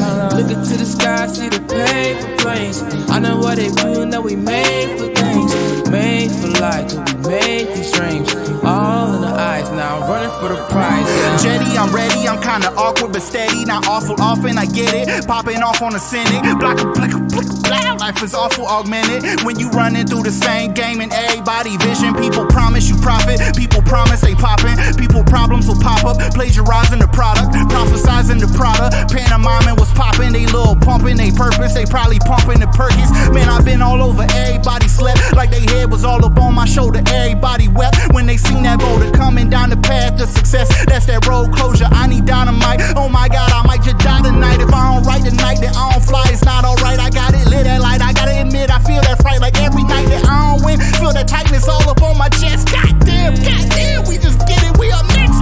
Pedal to the floor, 100 miles per hour. I ain't getting tired, never throw in the towel. I'm just going hard while I'm passing lanes, passing lanes, passing lanes. Looking to the sky, see the paper planes. I know what they do, know we made for things, made for life, cause we made these dreams. All in the eyes, now I'm running for the prize, yeah. You'll never ever see my camp losing. Taking shots without thinking, I'm playing shooters. Run you over if you ain't rolling with the damn movement. I'm Superman of my time, Cam Newton, little throwback scrambler. I gotta touch bread every day, Dunkin' Donuts manager. Cat outflow, y'all amateurs. Get a rap game and clean sweep, I'm a dope ass janitor. But I'm still dirty from my dirty bandanas. Time on dirty bad dances. Hip hop ain't dead, we just built the studios and ambulances. Music in school when I'm shooting up the campus. We champions and quick pitches. You must have cut your balls off, traded them for a pussy, yeah, some bitch niggas. I'ma get richer, that's the way to go. I make a whole trophy to the paper like stick figures. I'm a brave of my opposition, RB to my competition. My words are superior, you better listen. I'm a heavyweight, you're not even in my division. Let's get it. I'm the greatest like Ali, the top of the Billboard charts where you find me. But not just me, it's us team, we a family. Cause we the bestest in the body, music, anatomy. And we are anomalies compared to with what's out. Standing in position, no submission to chase clout. Cause I'm not built for that labor, don't possess that behavior. Let that hate marinate in your blood for the flavor. I hit the ground running, never fumble. Blocking out the haters like Mudambo. Got the killer instinct, DJ Combo. That crown we needed, now we need it pronto. Yeah. Pedal to the floor, 100 miles per hour. I ain't getting tired, never throw in the towel. I'm just going hard while I'm passing lanes, passing lanes, passing lanes. Looking to the sky, see the paper planes. I know what they do, know we made for things, made for life, cause we made these dreams. All in the eyes, now I'm running for the prize, yeah.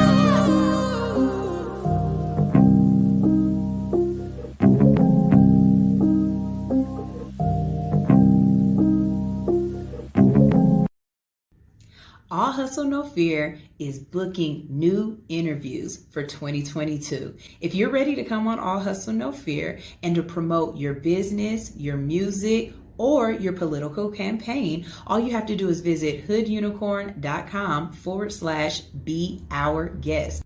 Come into the studio, give us a call, or book a virtual interview today. That's right. We have so many ways that we can see you and network with you. We make it easy for you. Come on in, wake up early, and let's wake up the rest of the hood on All Hustle No Fear right here on Hits 92.3, the real definition of internet radio. Ew.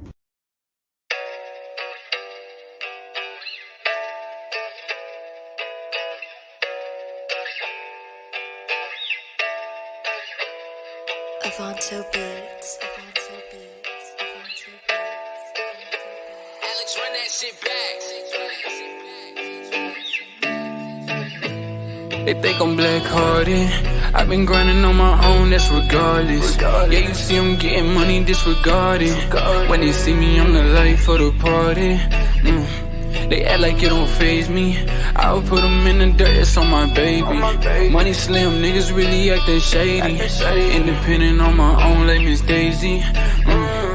Prada, that's my pants, I got Fendi on my belt. Now you mad cause I'm up, should've played the cards you dealt. Wanna ring like I'm Michael, I'm a dog just like Vic. Remember when they used to say that I ain't never gon' be shit. Now they viewing all my hits, press play, then rewind. And they mind back in time when they spoke down, they know why. Got a bust on my shorty, she the baddest in my eyes. I know karma, it can be a scary sight when you in line. Oh, she tell me that she like me, baby, I can't fuck with you. I got paper in my baby, you just gotta see it through. On my mama, I won't stop, I know I gotta pay them bills. Getting paper in this fame, can't explain how it feels. I done went inside my shell, nigga, call me Michelangelo. Kicking shit like Kung Fu, nigga, I ain't no panda though. Rocking this designer when you could've had the same shit. Crazy how I'm here without the niggas that I came with. They think I'm black-hearted.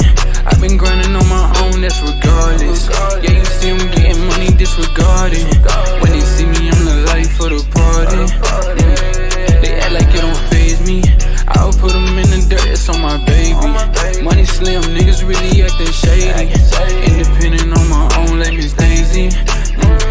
I'm trying and I'm dying, baby, just to stay alive. I'm giving them my all, won't let up, that's on the guys. I'm traveling this far just to put this on the mic. Them niggas, they was hating, but it's all out of spite. I ain't even do none. They just want a problem so that they can say something. Add it up, give it back like a refund. Play around and you reach, we gon' have fun.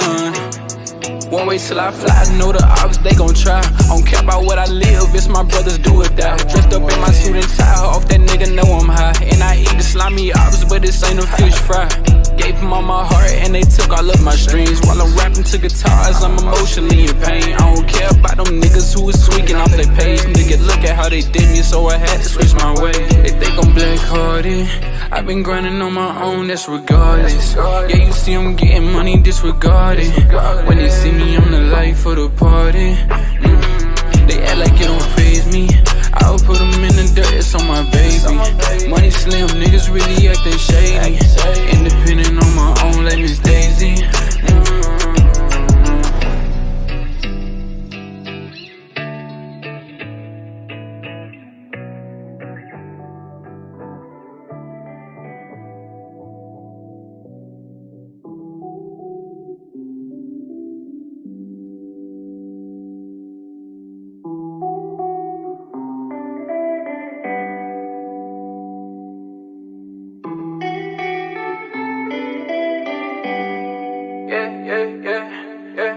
In my head, I'm thinking all my damn problems gone.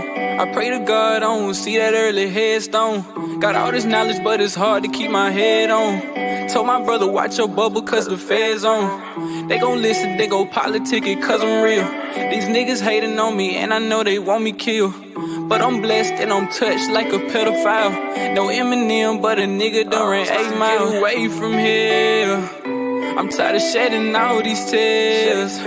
I'm happy, but I hide the fear of dying young, I'm trying to live. I know I'm up, cause a nigga never put me down. I left the niggas, yeah, that's right, I had to turn around. Moved up north, cause a lot of shit done went south. Don't listen to them hating ops, it's just word of mouth. Wear my Converse cause they know that I'm an all-star. 33, no Larry Bird, I'm a bullet dog. I want a needle in the hay, but this the last straw. Ain't no Migo, but I know I'm about to take off.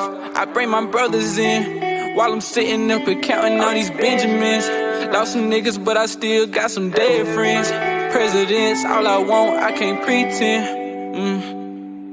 Yeah.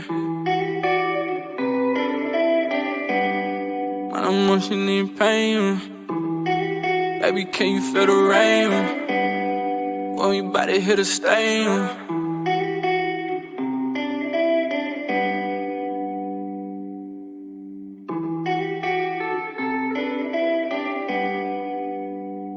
Alright, that's good.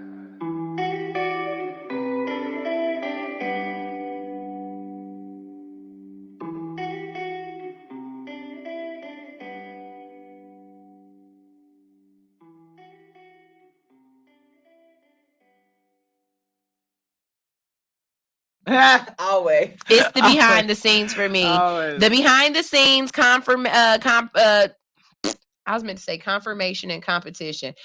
The behind the scenes conversations are some of the best sometimes. So shout out to the folks who said if my ex died, he dead. I ain't going to no ex's funeral. Shout out to them. And for everybody who was asking, I'm just gonna say it on air too. For everybody who was asking about my hoodie, sweater, his sweater. For everybody asking about my sweater, yeah, it's a real cute sweater. It's got the big fluffy arms and stuff. It's actually pretty warm. The belt, yeah. Good job. And it's actually pretty warm because it's been cold in here the last couple of days. You see, I have my titties is not out. Yeah, I know, cold. Right? It's cold. So, yeah, I got it off of Shein. It was like $10 or less than $10, and I only purchase off of Shein on Sundays. If you purchase off of Shein on Sundays, then you don't have to pay shipping and handling. It's absolutely free, so that takes off of the price. And then I only buy my clearance clothes. I only buy clearance clothes on Shein. So most of my tops that you see, I move that little filter down to like less than $10. Everything on there I get. Then she ain't got that afterpay. But I have bought some for $10. It was like, you want 4 payments of $2? I was like, sure. Y'all crazy. Y'all crazy. My credit's so bad I can't even do afterpay. Hey, afterpay is lit. All you need is a debit card. They don't even run no credit if it's the right amount. Amount. If it's a small amount, they don't run no credit. I think it might be another one of them brands, but one of them. Look, I'm talking junk. I don't know. If I can't pay for it, I don't want it. That's just how I am right now. Shit. All right, y'all. But yeah. I need a topic for that. What do we? A title for what we just talked about. What we just talked about. Off limits. We'll figure it out. X off limits. Off limit X. Off limit X. X is off limit. Y'all make up a title. What we just talked about. What we gonna call it? Yeah. Okay, so now it is time for us to get into our conversations. It is Thursday. On Thursday, we like to talk about weeds. We talk about weeds on Thursday, and really, it's really turning into we talk about drugs. Because sometimes, see, I should have played it. Because some of the stuff y'all doing, we just got to bring conversation to it, even if it has nothing to do with weed. Y'all are weird. And what we're gonna go ahead and do is start out with dope hair. This is called dope hair. I hope y'all have seen this one. If y'all haven't, let me let y'all know what's going on in the hood. 2 women are busted for smuggling cocaine hidden in their hair extensions. Oh shit. Oh yeah. 2 women were arrested in Colombia on Thursday for attempting to smuggle cocaine in their hair extensions. The ladies who used the extensions to create elaborate poofy hairstyles were busted at 2 separate airports in the South American country. Okay, they were headed to Madrid, Spain, where they stopped after going through security when a body scan showed foreign objects that were stashed in their hair. The drugs were hidden in small, round, black tubes and were strapped to the subject's scalps underneath the extensions. This is very extensive, y'all. Authorities in Colombia proudly displayed the contraband they recovered alongside the hair extensions and the suspects in a series of images. In all, about 2 kilos of the powdery white drug were recovered. Wow. You know what this reminds me of? Is it Goodfellas when she shakes the diamonds out of her hair? When she's going through the airport, they're searching. Joe Pesci's wife, they're searching her, can't find no diamonds. They know they smuggling, but they just can't prove it. She gets home and she undoes her bun and all the diamonds fall out. Like, I mean, I'm with it. I'm saying that's the thing. It's a real cat and mouse game though, right? Like, y'all trying to do something bad. We trying to catch y'all doing something bad. We just really cat and mouse in this. Yeah. I mean, just let us be bad. You know, then there's no mouse, right? Well, since we're talking about bad, marijuana smoke harms lungs in tobacco smokers. Let's read with it. I didn't like the way they worded this. I ain't like the way they worded this at all. So let me go ahead and read this, okay? There is a public perception that marijuana is safer than tobacco. Okay, everybody has been saying that for years. We've been saying that for years, right? And this study raises concern that this may not be true. Let me first explain this to y'all. It doesn't matter what you're smoking. If you are smoking, you are bringing in a toxin into your lungs. Okay. Now, what I'm not saying is that cannabis is bad for you, because there are multiple ways that you can ingest cannabis that have nothing to do with smoking. Okay. So let me say that. Now we're going to keep going. Okay. Lead study author Dr. Grizel Ravaya, an assistant professor in the Department of Radiology at the University of Ottawa in Ontario, said the American Lung Association says the only thing that should go into your lungs is clean air, which we don't have any of anyway. Right. So if you're inhaling anything, it could potentially be toxic to your lungs. A preliminary study published on Tuesday in Radiology, a journal of Radiological Society of North America, compared computed tomography or CT chest scans of 56 people who smoke marijuana and tobacco with lung scans of 33 people who said they've been heavy cigarette smokers over 25 years. Scans of an additional 57 non-smokers with no pre-existing lung disease, chemotherapy, or other lung damages were used as controls. Okay, but this is my question. Where was the control of the people who smoked marijuana but didn't smoke tobacco? Because I've never smoked tobacco, but I have smoked cannabis. Yes. So I think you are messing up, skewing the data. You're skewing the data. Yeah, that one looked odd. Yeah, you're skewing the data if you're only doing it for cannabis smokers who also smoke cigarettes. Yeah. So like that would be my husband. He smokes cigarettes and cannabis. And then people also, they'll be like, I don't smoke cigarettes, but you smoke 7 blacks a day. Right. So that needs to be in the data. That needs to be in the data too. Right. And that's also why we need more black scientists, because I think a black scientist would have understood that and seen it a little bit differently. Some 75% of the people in the study who smoked marijuana and tobacco had, and I'm gonna keep saying that and, because that and is so important. Who smoked marijuana and tobacco had emphysema, a disease of small airways that causes damages to the air sacs in the lungs. About 67% of the tobacco-only smokers had emphysema, while 5% of the non-smokers had the disease. Exactly, they didn't do anybody who is cannabis only. Right. Why wouldn't they? What kind of that's not a control, right? Yeah. Right.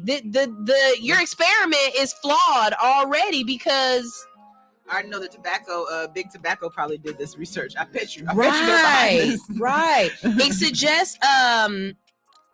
suggests that marijuana has additional effects on the lungs than tobacco alone. It is a combination of the marijuana and tobacco that makes more holes in the lungs and airway, or is it just the marijuana itself?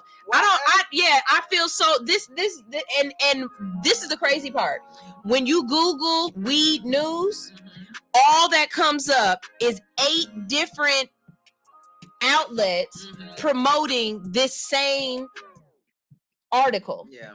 And I just chose the CNN one because CNN, right, exactly. Not only that, but if I would have chose Bloomberg when I opened it, they would have told me I got to pay for it. So I only chose CNN because I knew it was going to be a free site that I could read this off of. But the issue here is very screwed, because I need you to do this with only cannabis smokers.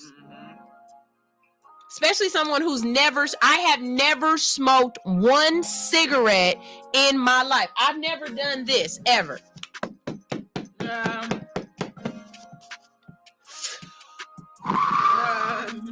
Wait, they smoke like this. No, it depends. If you do cigarettes and cocaine. Wait a minute. It's just hand in hand. I'm from the 80s. You gotta do both. But yeah, you gotta get the long, skinny cigarettes. Yeah, You smoke like you work on cars. That's that. Yeah. You gotta smoke like you fuck bitches' husbands. I smoke like it's cold outside. Smoke like Throw you're that fucking shit that girl away. husband. Yeah. Your lipstick on the cigarette.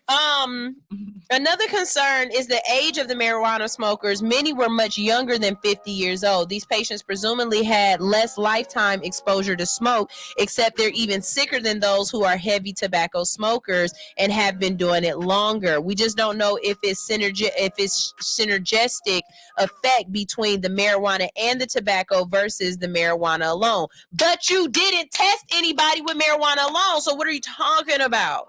Yeah, y'all just writing. It's not making no sense. I want this to be done. I want this to be done over. All right, we can do it ourselves. How do we test our lungs though? We'll get one of those machines. You know the machines after you have surgery, they got to make sure the anesthesia didn't mess with you, and you breathe into it, and it goes up and down. Oh. Got to get one of those. Oh. Yeah, we can get one of those, and we can test you because you haven't smoked cigarettes. I haven't smoked cigarettes ever. Now, when I was really young, when I was younger, like right in college, early college, I did smoke Black and Milds, but it did not take long for me to say this is not. I didn't like the way they made my purse smell. They did make your purse. I used to smoke them without the filter, dog. Oh, God. I don't know what I was doing. I was just living life. I needed harder drugs. I didn't know it. Yeah. Black and Milds are bad. They're really bad. I think when Timo was in here yesterday, he was speaking about how we used to freak them and add Black and Mild to your weed. Like, people was crazy. Why would you do that? Weird. And then he made a really good point when he said when he opened it up, the tobacco didn't look like tobacco. It looked like crushed up Black and Mild wrappers. Yeah. Y'all really don't know what y'all smoking. Nope, sure don't. Y'all really don't know what y'all smoking at this point. Y'all got to be careful. I need y'all to be careful. When I was looking this up, I knew I didn't want to read this because I knew it felt one-sided. And as I'm reading this even more, I'm really feeling as though this is just a one-sided study. And unless, thank you for showing me love. Unless you are willing to do the work and show me what it is with just a marijuana smoker. And I think the reason why they can't do that is because it's still a Schedule 1 drug. And if it wasn't a Schedule 1 drug, then you would be allowed to do more testing. But to allow a person to only smoke marijuana and to test them is basically against the law. But so we can allow them to do marijuana and cigarettes, but not just marijuana. Right.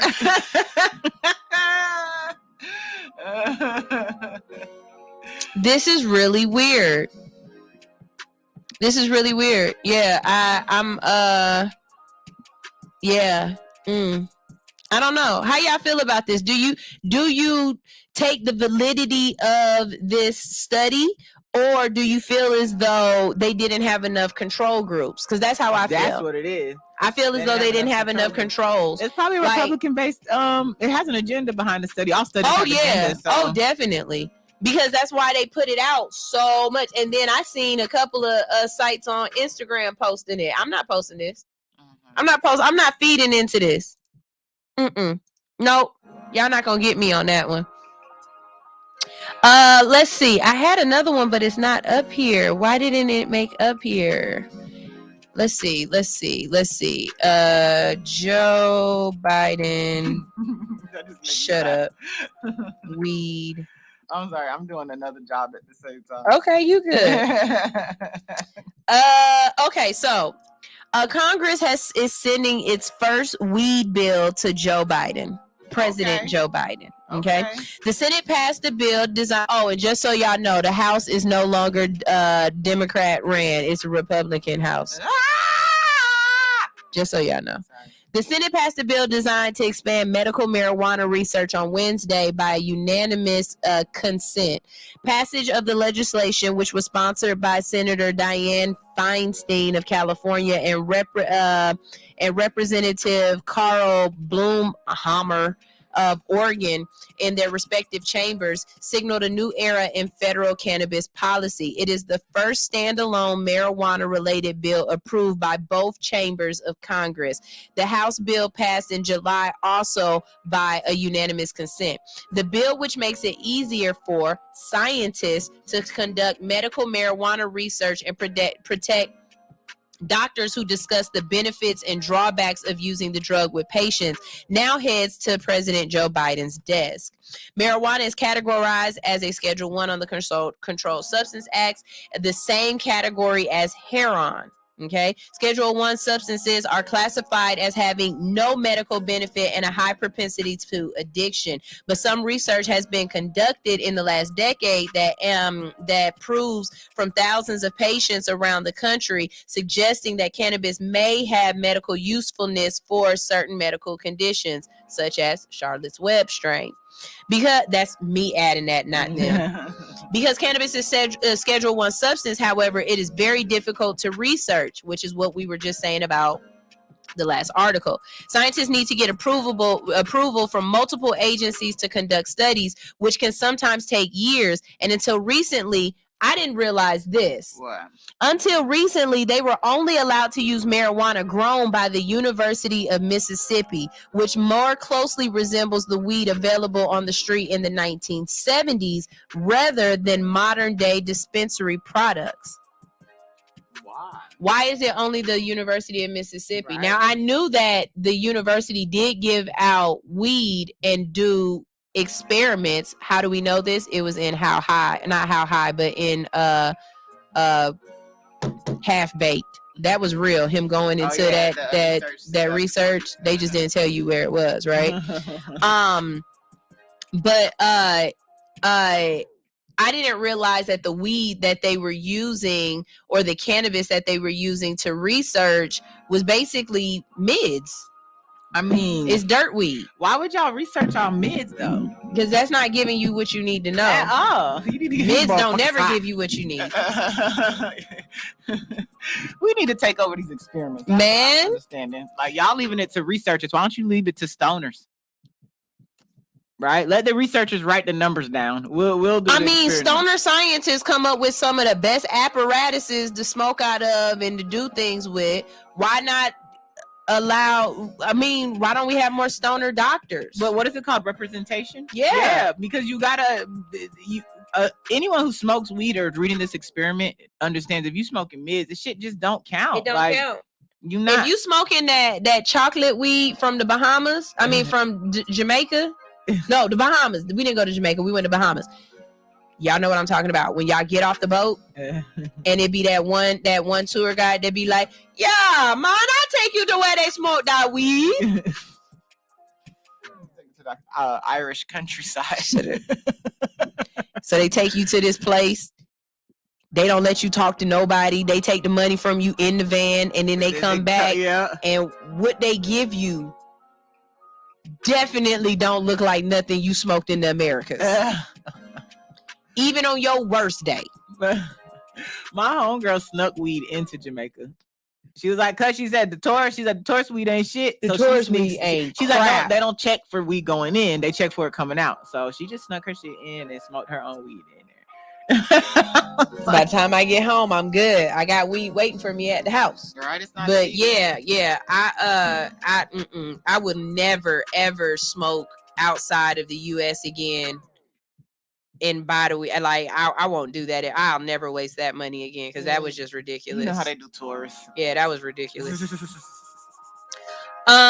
So the passage of the medical research bill by unanimous consent signals that the perception about marijuana are changing. While expanded research is arguably the most conservative action Congress could take on marijuana, because what they could have did was they could have rescheduled it. Let's be honest. They could have just do it. Right. They could have decriminalized it federally. They could have it's a lot of things they could have done.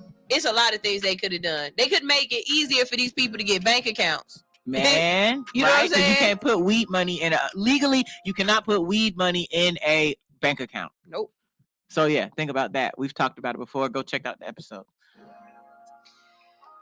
Whew, after working on the issue of cannabis reform for decades, finally a dam is starting to break. At a time when more than 155 million Americans reside where adult use cannabis is legal at the state or local level, and there are 4 million registered medical marijuana users, with many more likely to self-medicate, it is essential that we are able to fully study the impacts of cannabis use. I feel like saying that is the same as we are fully able to understand the impacts of breathing air. You know what I mean? Like, we know what the fuck weed does. There's no other research to do. Make that shit legal across the board and keep it moving. Like, that shit need to be free on Sundays. Like, fuck it. Like, the Legislation Act also sets up ongoing discussion on the Safe Banking Act, a bipartisan bill that Senate Majority Leader Chuck Schumer has said that he wants to pass before this Congress ends. Good luck with that. Now that we are bright red. Yeah, good luck with that, because we red now. Country said you got to bring your own. But now there's better stuff in some places. You would think that's where the best would be at, but no. At least that's not where they give. Mean, it is. It's just not. We're tourists over there. You think about when you go to like South Carolina, right? And you go like to the tourist strip on Myrtle Beach or some shit. They charging you like $300 for a baby ass tattoo. It's the same effect. You know what I'm saying? It's that tourist effect. Six Flags charges you $10 for a Coca-Cola. Yeah, I'm not. Jamaica gonna charge you for some weed. It's just what it is. Okay, so do we want to go to a quick break? Because, we got that 8:45 break. Or do we want to talk about Diddy's weed? Y'all care that Diddy done it? I mean, Diddy did it? You done brought him up. Let's run his weed and then we'll go to break. Diddy creates the largest black-owned cannabis company by acquiring several licensed cannabis operation for $185 million. I wonder who invested with him. I mean, that sounds like some shit Diddy do. Diddy ain't never made his own song. This is the remix. He said, I'm gonna let y'all get all this weed shit straight. I'm gonna come in the fourth quarter and just rack it up. Diddy ain't never done it. Diddy never does it first. What? You do it first, I'm gonna do it worse? Yeah. You know what I'm saying? Diddy has officially created the largest black-owned cannabis company. The Bad Boy Records founder purchased Sesco Labs, the #1 U.S. wholesaler of branded cannabis, and Cannabis Care in the United States, in the states of New York, Massachusetts, and Illinois. Yes, that's how I say Massachusetts. Shut up. Got a lot of S's in it. It's got a lot of mass. And will be the country's first minority-owned and operated, vertically integrated, multi-state operator upon closing. Vertically integrated. Words. I'm about to look that up. Diddy will be able to grow and manufacture cannabis products in wholesale, distribute the products to licensed dispensaries in areas like New York City, Boston, and Chicago, and operate retail stores in the 3 states. My mission has always been to create opportunities for Black entrepreneurs in industries where we've traditionally been denied access. And this acquisition provides the immediate scale and impact needed to create more equitable future in cannabis. Owning the entire process from growing to and manufacturing to market and retail and wholesale distribution. This is a historic win for the culture that will allow us to empower diverse leaders throughout the ecosystem and be bold advocates for inclusion. Okay. No, that's lit. I mean, might as well Diddy shit. Diddy did it. Get high off of Diddy's weed and then go walk and get some cheesecake. Dylan, you smoking Diddy's weed? Dylan. Friend, the way we are connected at the heart. Because I was just about to say, I could tell you somebody who ain't about to buy Diddy's weed, and he ain't about to go get no cheesecake, neither. Dylan. You said 5 times, Dylan. No, I mean, I'm gonna smoke it. All I know is shout out to Carisha. You done hit a lick, bitch. I heard they broke up. Nah, they ain't breaking up. They ain't breaking up. Nah. And you know what I realized it too? Carisha remind Diddy of his mama. Wait, that's what it is. You ever seen Diddy mama? No. What? She a little. She looks like a little ghetto thing. She keep the blonde wig. You know what I'm saying? She look like a little drug dealer's wife. You know, that's what she look like. And when I'm looking at Carisha, I'm like, I get it. She was a city girl. She dated one of Frank Lucas's runners, so you know what I'm saying. That Diddy's dad was. So yeah, it all makes. I'm sorry, I don't want to tell you. It makes sense why they together, y'all. Go buy the weed. Okay. I love my group over here. I'm getting some real dope people. Some folks in here talking about, hey man, get out her room if you weirdo, talk English if you gonna talk shit. I don't know what he said, but yeah, what he said. Yeah. What he said. Love that. Anitra said she looked like the old Little Kim. Yeah. Hold on, the mama? Yeah, the mama do. Shout out to the old Little Kim. We miss you. Yeah, we do. We miss the old Little Kim. Oh, man. She died with Biggie. Oh! Because this new Little Kim, I don't know who this is. So me and my cousin was asking when they get to heaven, Faith and Kim get to heaven, is Biggie gonna recognize them?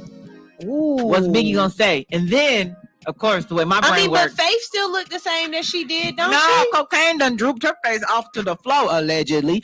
TBJ-edly. But then think about it. What if Biggie done had gastric bypass up there? And nobody recognizes each other. They're just a lost love affair.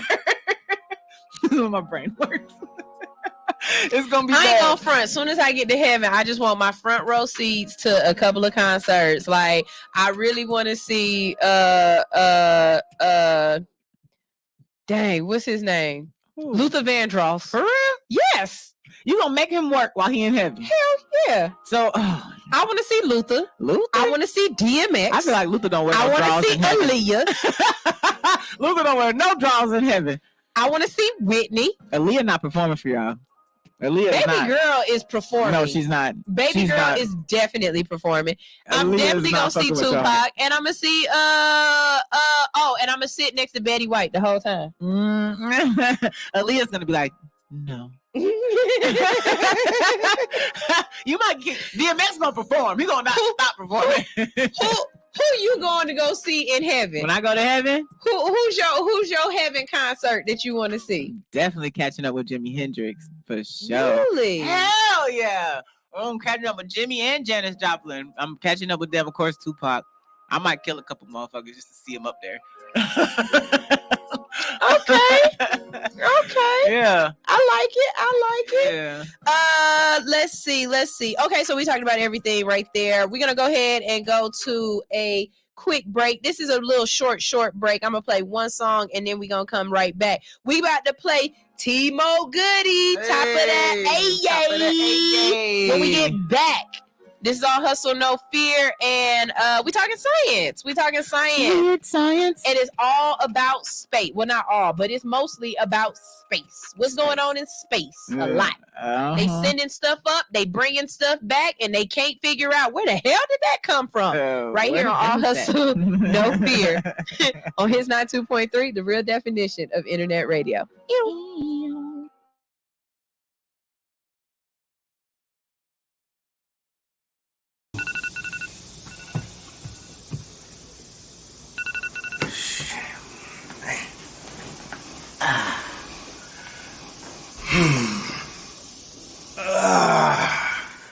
Top of the AA. It's the top of the AA. It's the top of the AA. It's the top of the AA. I'm up in at this money. People think it's funny. You walk when I be running. I need it in a hurry. Look, shawty body curvy. Her man looking worried. Don't wanna have to bury your tail tuck scurry. I don't want no problem. I'll be the one to solve them. Don't fight over no bitches. Too many in the world. She's never really yours. You're never really hers. My vision full of blurs. These niggas looking scared. Looking like a coward. Your attitude is sour. You do it for the minute, I do it for the hour. God gave me the power, grace and gave me mercy. Haters wanna curse me, but their weapons didn't prosper. Satan tried to hurt me, chocolate like a Hershey. New York out to New Jersey, like James, I'm worthy. He see a G coming, but I don't wanna. If I did, she's a goner. We be smoking marijuana in some corner of the AA, the top of the AA. Of the AA,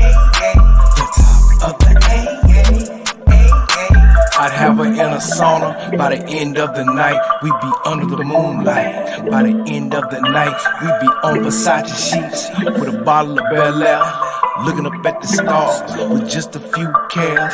Fingers through your hair, playing truth or dare. You a model, I'm a player. It's been groomed and I care.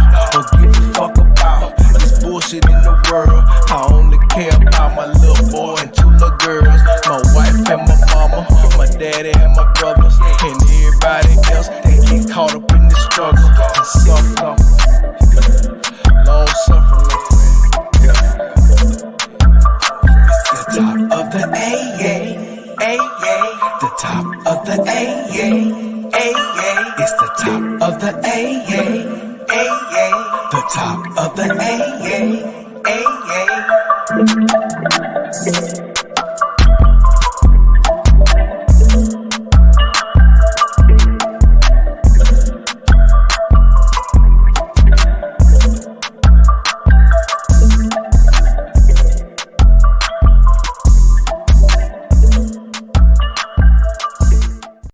We are back. We're back. That's Top of the AA by T-Mo Goody of Goody Mob. Shout out. Yes, thank you. And fucked with us. Big appreciation. Yes, big love. Definitely love it. All right, y'all. So it's time to talk science. Weird science. Science is good, though. Science is incredible. All right, so y'all want to start with blood or space? What? Blood or space? Blood or space? This is her pickup line, y'all. This is me at the bar. This is how she picks up people. Can we start with space? I got some out of this world, that galactic. Okay, so we're gonna start with this one. Pull it up. Scientists discover a huge extragalactic structure hidden in a region of space. A structure? Yes, the obscured zone of avoidance in space is a place of mystery, and scientists are peering at what's inside of it. They have discovered a huge extragalactic structure hidden behind the Milky Way in a mysterious area of the sky known as the zone of avoidance, because it is obscured by our own galaxy's opaque bulge, according to a new preprint study. The discovery of this structure, which appears to be a large galaxy cluster, helps to fill in this shadowy part of our cosmic map, which may be labeled "Here Be Space Dragons," because it's so unclear what exists here. The star stuff that our galaxy that makes up our galaxy, the Milky Way, is distributed inside a thin plane that orbits around a central bulge that contains a supermassive black hole. The galactic plane and the bulge are packed with stars, dust, and gas that block our view of whatever's on the other side. Though scientists have been able to use different wavelengths to peer through the zone of avoidance, a region that obscures 10 to 20% of the sky, most of the region still remains out of view. Now, a team led by Daniela Galeano, an astronomer at the National University of San Juan in Argentina, report the discovery of a new galaxy cluster behind the Milky Way bulge, which helps to complete the picture of the large-scale structure in its little explored area of the sky. This result is very satisfying for us, she said in an email to Motherboard. For many years, the ZOA had a lack of information, but now with new studies, we could cover a little of the region of the sky, and in the near future, a bigger region with data. It's incredibly difficult to define galaxies behind the galactic plane because of the high density of stars and also obstruction by dust along the line of sight. And this looked like one of the most prominent candidates. So how many of y'all look up at space? I do. Like, how many of y'all have a telescope and stuff Mm-hmm. like that? You know, can you point out the Big Dipper and Cassius and Orion and shit? Yeah, I was on the Beltline last week late at night and super late at night, and the sky for some reason was just unbelievably clear. And the person I was with, we sat there and We looked up at the universe for a long ass time, and I hadn't done that in a while. But it was gorgeous. It was everything you remember from school, like you said, Orion's belt, all that. We could point it out and see it. Still remembered it. I spoke with a older white lady during the eclipse. I went outside and saw that, and she talked me through the whole thing. She showed me planets. It's really interesting. Really, really interesting. I like how I think it's sexy when a person can look up at the sky and be like, that's this, that's this, that's that. Because we don't look up as much as we used to. Our forefathers didn't have TVs and side pieces to, take their attention away from other things. And so, of course, they looked up at space a way lot more than we did. Too. Right. And that was going to be my next thing. And then light pollution really distorts what we can and can't see. I honestly would love, again, while I'm out there doing peyote, I might as well do it. But I would love to go to the desert. I want to go somewhere where light pollution is not as much of an issue. Something that I know it's not space, but it is space in a way. But I want to see the aurora borealis. The aurora borealis, whatever that stuff's called, where the lights, where the sky starts turning green and orange and stuff, and it looks like it's floating at night. Yeah, you got to go up towards Canada to see it. Okay, and it's at certain times of the year. But I've seen spaceships on Bankhead. Hey. That's about it. No, this guy. Yeah, I mean, I do like sky events. My mom was really into that. Actually, when she died, someone actually named a star after her and gave us the coordinates of the star. That is one of the biggest dog-on scams out here. But I mean, we found the star and you can see it. I mean, it obviously is. But how do you know that nobody's right? That point. You know they what? sold that star 18 billion times. I'm gonna whoop y'all ass on my mama's star. But it is. You really just sold a piece of space. You sold something that no one could ever touch at all. Like you just sold something. Well, I mean, but that's just like the people who was mad at Lil Uzi Vert for saying he bought a planet. How you buy a planet, sir? I'm not mad at it. Tell me I didn't. Tell me that planet ain't mine. Tell me it's yours. It's mine. I said what I said. Okay, so we're gonna do another space one. Okay, I don't understand why they're saying it's mysterious, but it says mysterious U.S. space drone returns to Earth after record-breaking mission. Now, my question is it mysterious because you didn't know it was gonna come back? Like you said return, which means right. Why is this mysterious? Okay, so we're gonna find out together.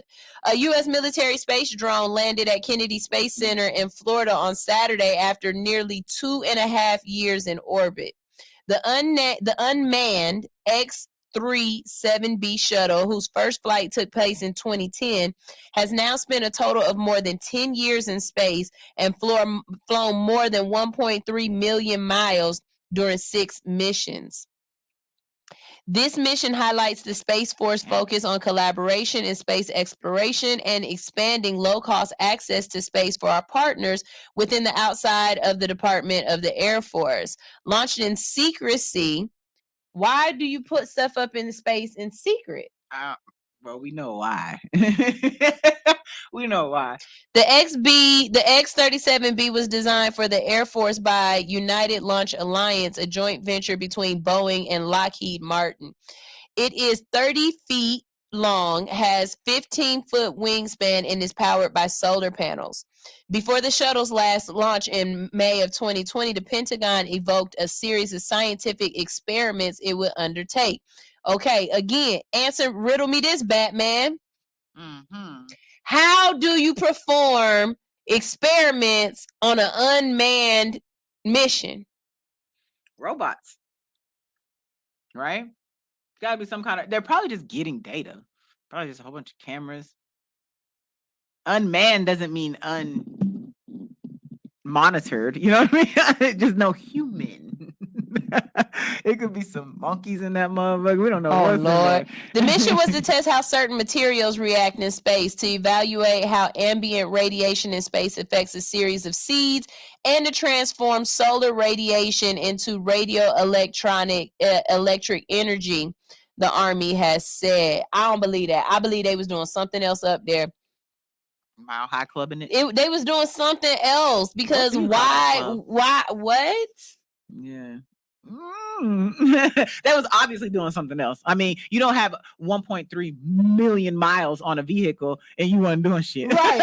Y'all went somewhere and came back. Oh, yeah. A couple of hung times. out. Like, y'all hung the fuck out. Yeah. Times. Talking about you weren't supposed to come back. Yeah, because y'all didn't want nobody to know what was on that motherfucker. Y'all thought this bad boy was just going to float away forever.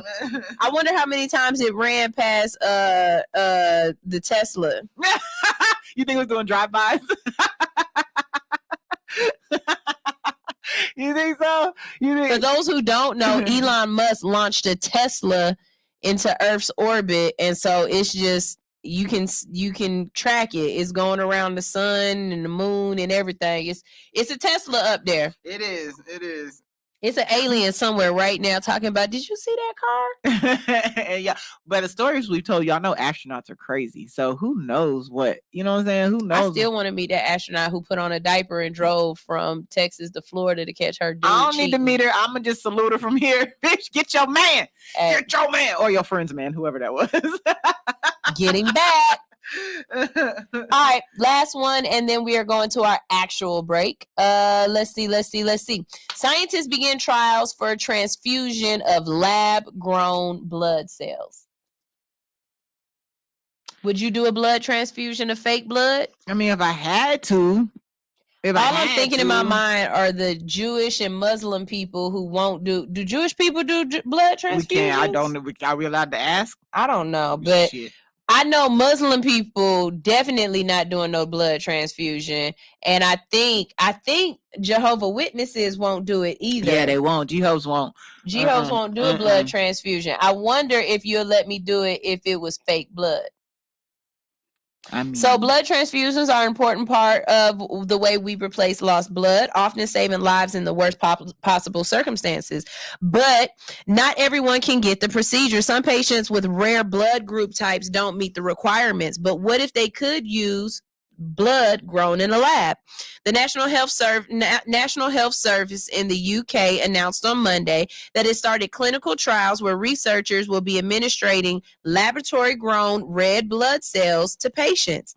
Notably, this is the first time ever that red blood cells grown in a lab will be given to another person as part of a transfusion trial. The study called the Restore Trial is a joint research initiative between the NHS Blood and Transplant and the University of Bristol, as well as various researchers at the University of Cambridge. In a YouTube video from NHS, University of Bristol researcher Ash Toy explains that Restore is a clinical trial set up to assess whether lab-grown red blood cells are similar or even possibly better than a donor's own blood cells produced inside the body. We're hoping that because they're so freshly made and ready to go that they'll be better. If that's true, then this would be a world first because effectively we've taken a cell produced in a donor and we've put them into a volunteer who is not related to the donor and they've been matched. Now, these cells are not just cooked up in a lab from scratch. They're red blood cells grown from human blood stem cells. So I thought we weren't allowed to do stem cell research. So they're human-based blood cells, right? I got a question. Okay. Now, these cells are not just cooked up in a lab from scratch. Oh, I just read that. Donors were recruited from NHSBT's blood donor base. Using stem cells allows researchers to pretty much conjure up whatever type of blood cell they need with the hope that it won't be rejected by the body. As Toy explained in a follow-up email with Motherboard, laboratory-made blood has been transferred before through autologous transfusion, in which researchers utilize stem cells from a donor and then put the lab-grown red cells back into the person. But this is the first time it's been transferred to another person in a process known as angiogenic transfusion. So here's my question. We have fake skin, we have robots.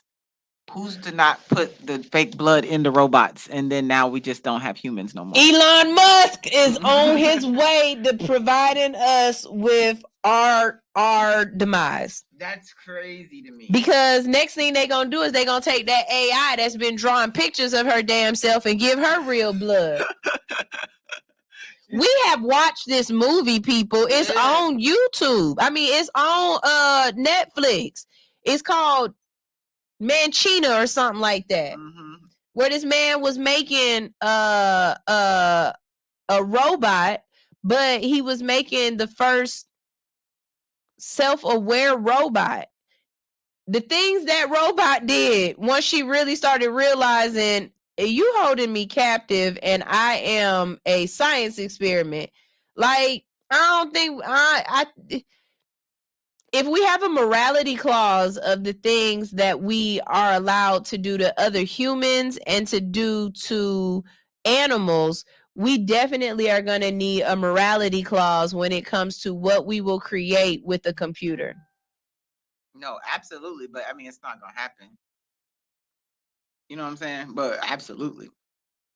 But then who's to determine what morality? Because clearly I'm going to fuck your ex. And you know what I mean? Like, who's to determine? I love her so much. She always brings it back. Yeah. I don't know. How y'all feel about this? Would y'all use manufactured red blood cells? Do you care? If you dying, do you care? Do you just want to live? I mean, remember we did the pig heart transplant story? Yeah, he died, buddy. He died. I think it was less than 30 days or something. Yeah, but less than 2 weeks he died. Less than 2 weeks he died. But the fact that they've done this research and now they're rehydrating dead things and bringing them back to life. You know what I mean? Cave things. I'm talking about prehistoric shit they are trying to rehydrate. You weren't here when I talked about it, but on Friday I told them about how they found a 50,000-year-old bison and ate it. Oh, for what? You could eat a fresh new one. You ate dinosaur. Bison 50,000 years ago was a dinosaur. So Country said that it's because when you eat real fresh animals like that, you can taste what they ate. He said, so if you eat a bison from like 50,000 years ago, that's like eating the grass from 50,000 years ago. But it's also eating their insects, they poop, their diseases, everything else they had going on that we didn't deal with because we wasn't here. I'm a firm believer that y'all need to be careful with everything. I want to eat it. Y'all haven't done anything with it. Y'all want to eat it? This shit is bothering me. You put it under a microscope, nigga. You did not have to put it with a fork. When would you eat it with? Did you have a nice white wine? You should have put some barbecue sauce on that. And how did you cook it? Did you slow cook it? Did you shish kebab it? Did you roast it? Did you sear it? And who did you get to cook it? It's way too many questions. I'm agreeing with her. Because what did you do? How'd you make this? And did you pair it with mashed potatoes or like some fava beans? For real, you serial killer niggas. And then was it rare, medium rare, unrare? It was frozen. Everybody know you could taste the freezer in grandma food. Like you could taste a little bit of the freezer in her deep freezer. And what was it frozen in? The Alps? Yeah. Oh Lord. Society. Listen, society. Frozen in the ice. I need everyone to pause. And I need y'all to download Hits 92.3. And I need y'all to only do that for the rest of your life. I don't give a fuck. I don't know what y'all got going on. I don't know what's going on. Anitra said bison burger is good. 50,000-year-old bison burger? Imagine the clearance if it was on clearance at Walmart. In the little this is my thing. This will always be my thing. When that ice be melting, y'all don't know what was in the air when it froze. I'm really scared that something is going to unthaw and it's going to be a virus that we ain't never encountered. She not wrong, y'all think the dinosaurs was taken out by a meteor. What if they was really taken out by a virus? One little teeny tiny virus called N1C1. What was it called? N1C1. You know whatever the COVID virus is called. One teeny tiny little virus. Y'all crazy. Y'all crazy. So look, we're gonna go ahead and go to our last break of the day. Before we go to this break, let me tell y'all about All Hustle No Fear. All Hustle No Fear is live Monday through Friday right here on Hits 92.3. You can catch us from 7 to 10. I am live on Bigo as well as Instagram. You can also catch me on YouTube at All Hustle No Fear. We're still working out the logistics. I'm trying to test it out today to find out if my theory is correct. But if you have been watching often on YouTube, you know that sometimes my music sounds a little distorted. And so what I'm trying to do is work on figuring out if it's because I'm live streaming. So if it does turn out that the live stream sounds better when I just pre-record, it might be that I start just pre-recording the show and uploading it, and 3 to 4 days out of the week I do it that way, and then 1 day a week, or when we have guests, then I'm just live and do it that way. Whichever works best. Yeah, because I'm very big on, if I'm going to start moving a lot of this content over to the Enterprise Theater Roku channel, I want it to be in the best that it can be and sound the best that it can sound. Yeah. So, you know, that's where we are today. So if you were trying to watch us on YouTube, don't worry. You can watch the show as soon as this show is over. It will upload to YouTube and you can watch it, because I'll be watching it to see if the sound sounds better. Now, if the sound don't sound better, we're back. Just saying. Thank you for saying you like my hair. Appreciate it. Thank you. All right, so we're about to go to our last break of the day. During this break, we've got Dublin Wine by Gotti the Ghost, and we also have Water by Luck Gang Cabayas. Y'all make sure y'all check him out tomorrow. Tomorrow you find out who is 33. You can find that out tomorrow because he's releasing new music. Okay. After that, if we have enough time, we might play one music video, but if not, we will be right back. We got a little bit of time. I don't know. It depends. We might have time to talk about another subject, or me and Alex just gonna shoot the shit, because that's what we do. All right. Thank you for watching, tuning in. This is All Hustle No Fear. I'm going to this break and we will be right back. Here is Dublin Wine by Gotti the Ghost. Ew.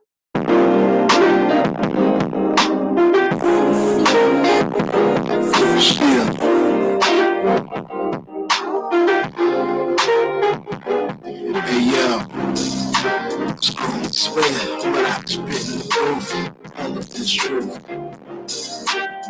It goes something like this. Heart racing, mind pacing, butterflies in my stomach when I'm waiting, chest aching, sweat breaking. I'm trying to keep from overthinking. I finally had a chance with the apple of my eye. If I'm gonna shoot my shot, then I have to let it fly. And if I get denied, I'll take it like a G. Cause shorty ain't the only fish swimming in the sea. As pretty as can be. You can see why I liked her. Head to her waist, shot the skin like a dive. Always would admire, I should from afar. The last time we spoke was home, coming up in the yard. My phone vibrated, so I saw her name. Pleasantries were exchanged, the car where we came. We said goodnight when the clock struck 3. Then I fell asleep dreaming. Can you imagine just me and you? Champagne glasses, table for two. Sun is shining bright and high. Got it up out in the sky. We can laugh or we can cry. Girl, we still don't have your mind. I know things always supposed to go right. Good morning text, FaceTime at night. It's been a minute since I brushed like this, but I ain't trying to put my feelings and my trust at risk. So I got my guard up, but I feel something strong. She got me up all night singing these love songs, but I realize I gotta take it slow so we can build a friendship and give it time to grow. We was the perfect match, fire and air sign. So much in common. We spend the same mind. She knows she bad, she recognize her worth. She won't settle for less, so I gotta put in work. I learned my lesson from the past when they got away. You want that girl, then the past will be another day. And I'll be damned if they ever blow the chance. So I made it dating to so Can you imagine just me and you? Champagne glasses, table for two. I've been waiting all this time to tell you so much like we can make a love divine. That is sweetest of your heart racing, mind pacing, butterflies in my stomach when I'm waiting, chest aching, sweat breaking. Now I'm suddenly overthinking. Today I made some plans with the apple of my eye. A picnic in the park, sunflowers and some wine. But much to my surprise, a message in the phone. She said she couldn't think it. My face went to stone. I knew something was wrong. Thoughts started running through my head. Was it something I did or was it something I said? Now her phone was dead. Text stopped going through. She played till that I was green. Dropped the number out the blue. I sat there heartbroken in the worst kind of pain. But it is what it is. Got charges to the game. But it's her loss. My lesson in the game. Now I know my worth and I'm never I want some magic, just me and you. Champagne glasses, table for two. Thought you were another guy. How could I not see the signs? Gotta leave it all behind and pour out this Dublin wine. Carolina red with sweet muscadine. I think about the moments that we could have made in time. Sipping on the glass where we laugh and we dine. I could have been hers, she could have been mine. Now she's just a memory I want to leave behind. Damn.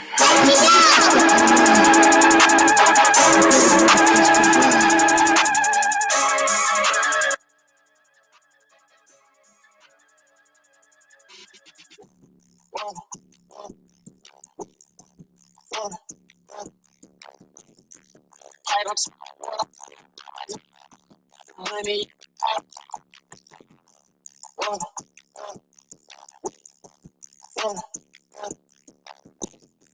Why don't you?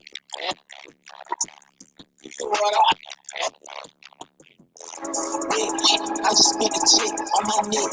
My neck is real VS diamonds coming taste. Don't play with the games. It hits. Feel like OG money. I got the I don't know. On the top. Crack. Fish.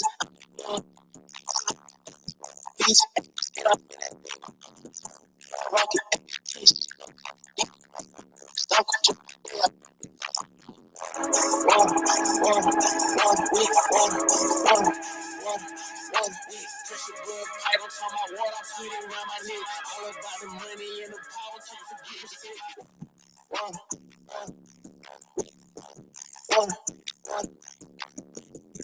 Why don't you?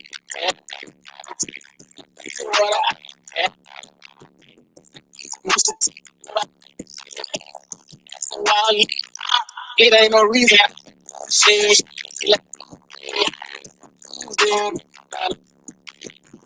help the fact they hold me tugging on my pants now. I can't help the fact that she don't want you as a man now.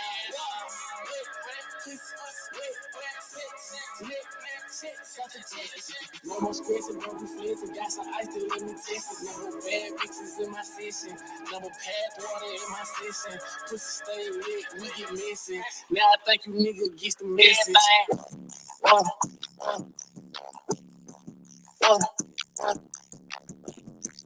I don't money.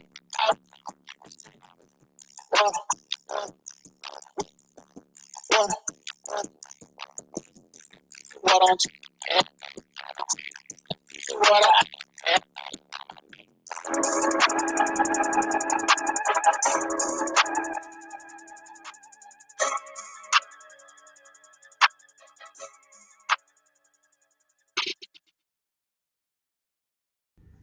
All Hustle No Fear is booking new interviews for 2022. If you're ready to come on All Hustle No Fear and to promote your business, your music, or your political campaign, all you have to do is visit hoodunicorn.com/be our guest.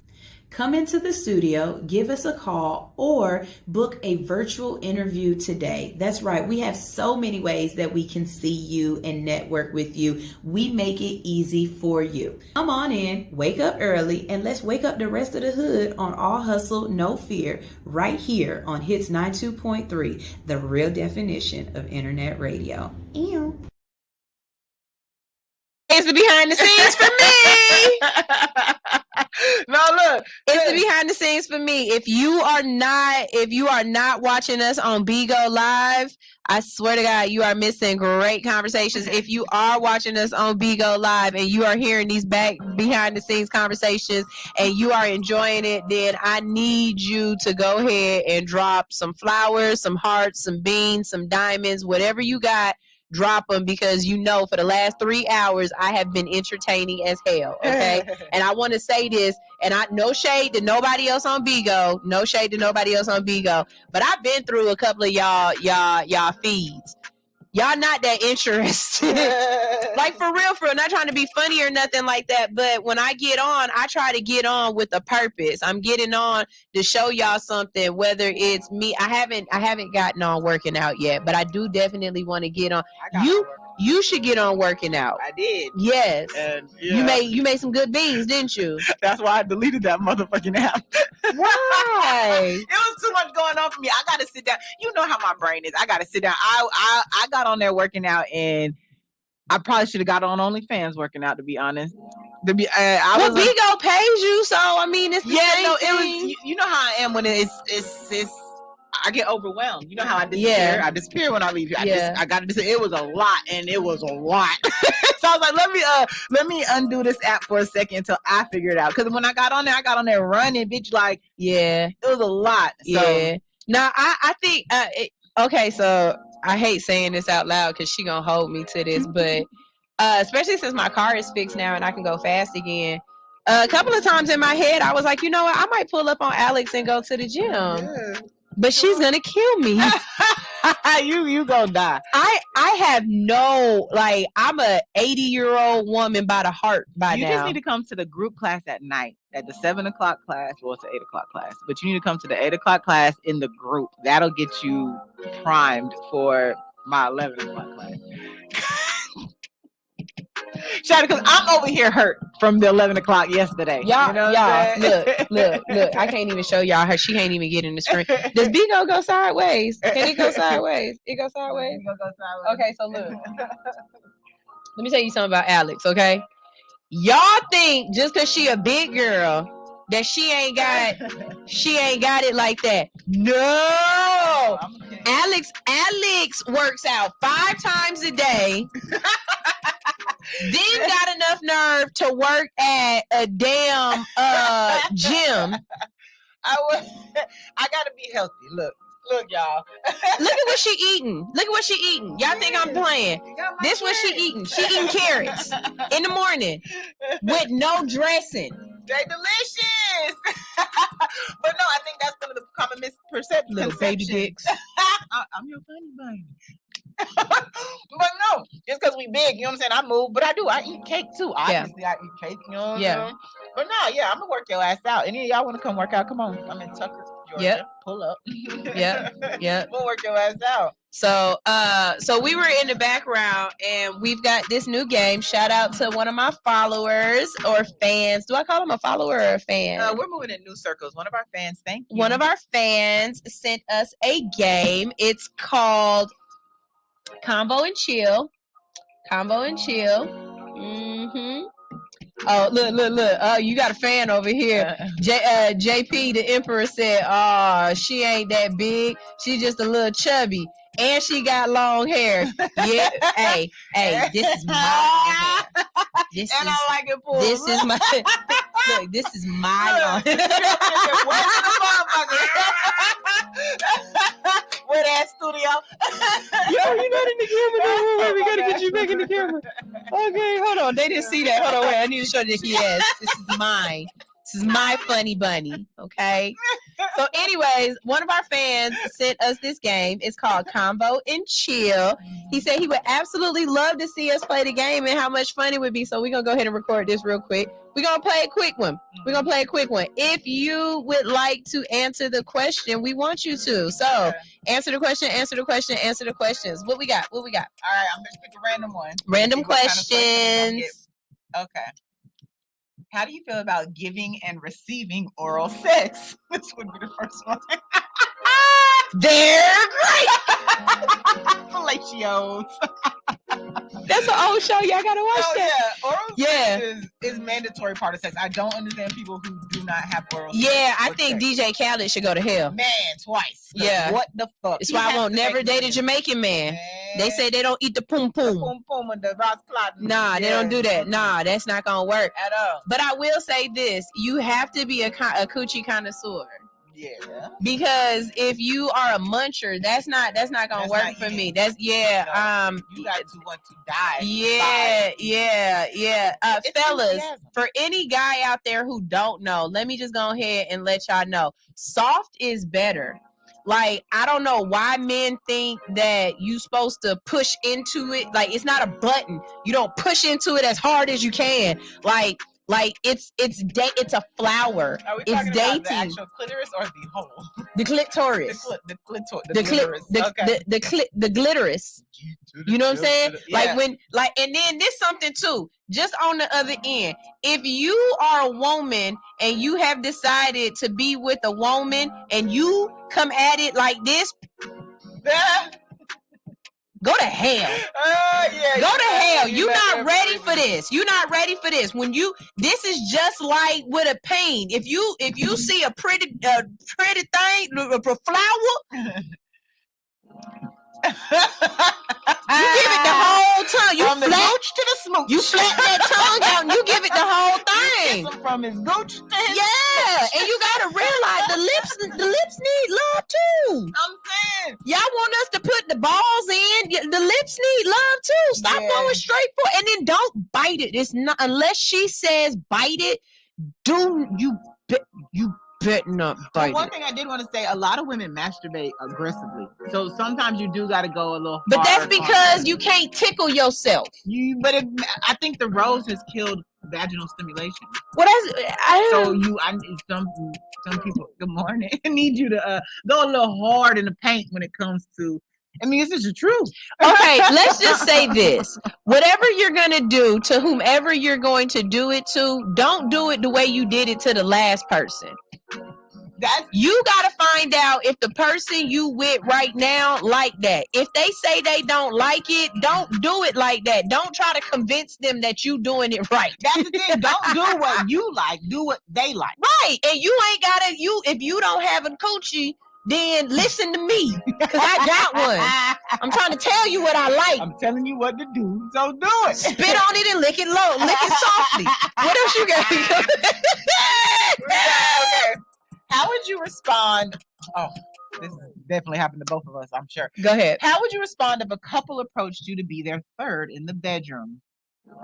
Now or before? As a single, Sunshine. I guess. Yeah, it's single period, but mentally now or in the past. Let's go with now. I don't know if I would do it with a couple, only because people say they can deal with stuff, and then after the fact, you find out that he kissed you, and you don't even remember kissing him, and now she mad because she was like, that was one of her off limits. And now you done lost a friend. I mean, I don't think I would do it with friends, but see, then you got to worry about monkeypox. See, it's too many factors right now. I would okay. So when now in 2000, it would have been on and popping because I didn't give a fuck about nothing. When it comes to play, that was my first F-bomb today. You got to. We know the phone is sideways. Turn it sideways. We want you to see her. Look, act like you're doing things. You gotta get with it. Come on. What you like is what we like. Right. We want you to see her too. But no, so if someone asks you to be the third, you come with your rules because they want you. You are in charge at this point, right? You come with your rules, your stipulations. Do you want money out the situation? What will you do? What won't you do? What Where would you will do? it? Right? You come with these rules and you say, hey, nigga, sign For this shit. an orgasm. Sign this shit and I'll be a unicorn. I'll do what the fuck y'all want. I'm not cooking stipulations.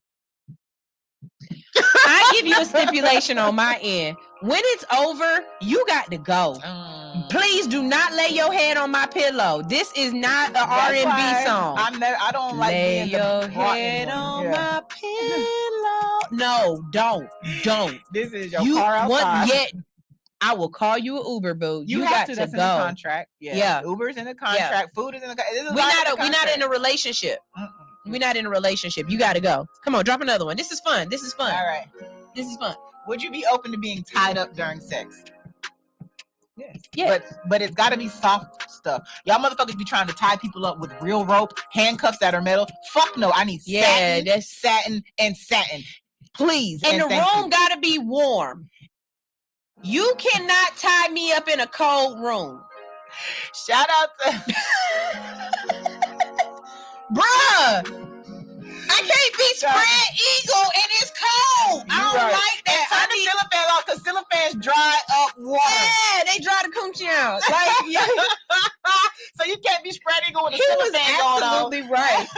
This game is perfect. We're gonna go through all the cards. Do it again. Y'all over here dying. Throw some hearts. Y'all laughing. Go ahead, give me another one. If your romantic partner comes sooner than expected, how quick is too quick for you? Putting on the condom? Man, before I get mine. Me first. Then I don't care how fast you come after that. You know what I'm saying? And you don't have to stick your dick into me to make me come. I'm going to come with your mouth because I love oral play. So yeah, you can make me come and then you can come 2 seconds afterwards. I don't give a fuck. Just as long as I come first. All I feel like is whatever work you put in to get you there, you got to put in that same work to get me there. So basically, if you came first, don't get tired. Oh no, because we're not done. Yeah, you can't be like, all right, man. No, that don't work. I'm good. Nah, nigga, bro. Two-way reciprocation.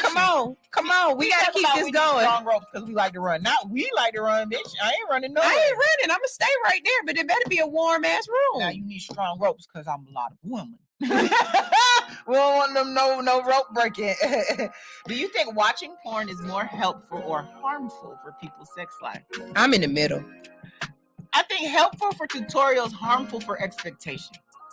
I think helpful for starting the mood, harmful for believing that everybody have sex like that. That's the same thing you said, right? Yeah. I think with porn, a lot of times people believe that like it's really a woman that's sitting there that's like squirting in my eye. Like I don't think any woman really wants to squirt it in their eye. But you know what I'm saying? Like there's a lot of women who want to squirt it in their eye, but I get what you mean. You get pink eye that way. Hey, if that's your nigga, you want. I don't want to see your babies. So remember what they told us on our OnlyFans panel that they buy jugs of goo. Yes, I think people expect to have this giant mountain of cum or stuff like that and not realizing it's props. There's props. They literally inject stuff in these women so that they can squirt things back out. So when you over here trying to get that from your girl and it's not going to happen. It's because you didn't buy the goo. Or I'll give you one, the flexibility in sex on porn. My legs don't open like that. Come to the gym with me. I was teaching splits yesterday. But on a daily basis, most people ain't gonna give you knees touching to the mattress. You know what I'm saying? Like I'm more of a nice. I got a nice V. I'm not flat with. You know what I'm saying? And telling me to stretch right now is not gonna help us in the moment. You got to do yoga throughout life. Yeah, like I'd have to. I think that's definitely a big one. Is y'all? Yeah, the flexibility ain't the real that y'all thinking it is. Y'all gotta remember, I know a lot of niggas who be like, they don't like sweat, and I'd be like, what? Real sex involves sweat, dog. Real sex involves all kinds. If we both sweating, yeah, but you not gonna be. I'm not gonna be dry, and you doggone Shaquille O'Neal'ing at the 3 free throw line on me. That's what you're not gonna do. Like moist. Like with the pictures of you. I'm just not a sweater like that, but.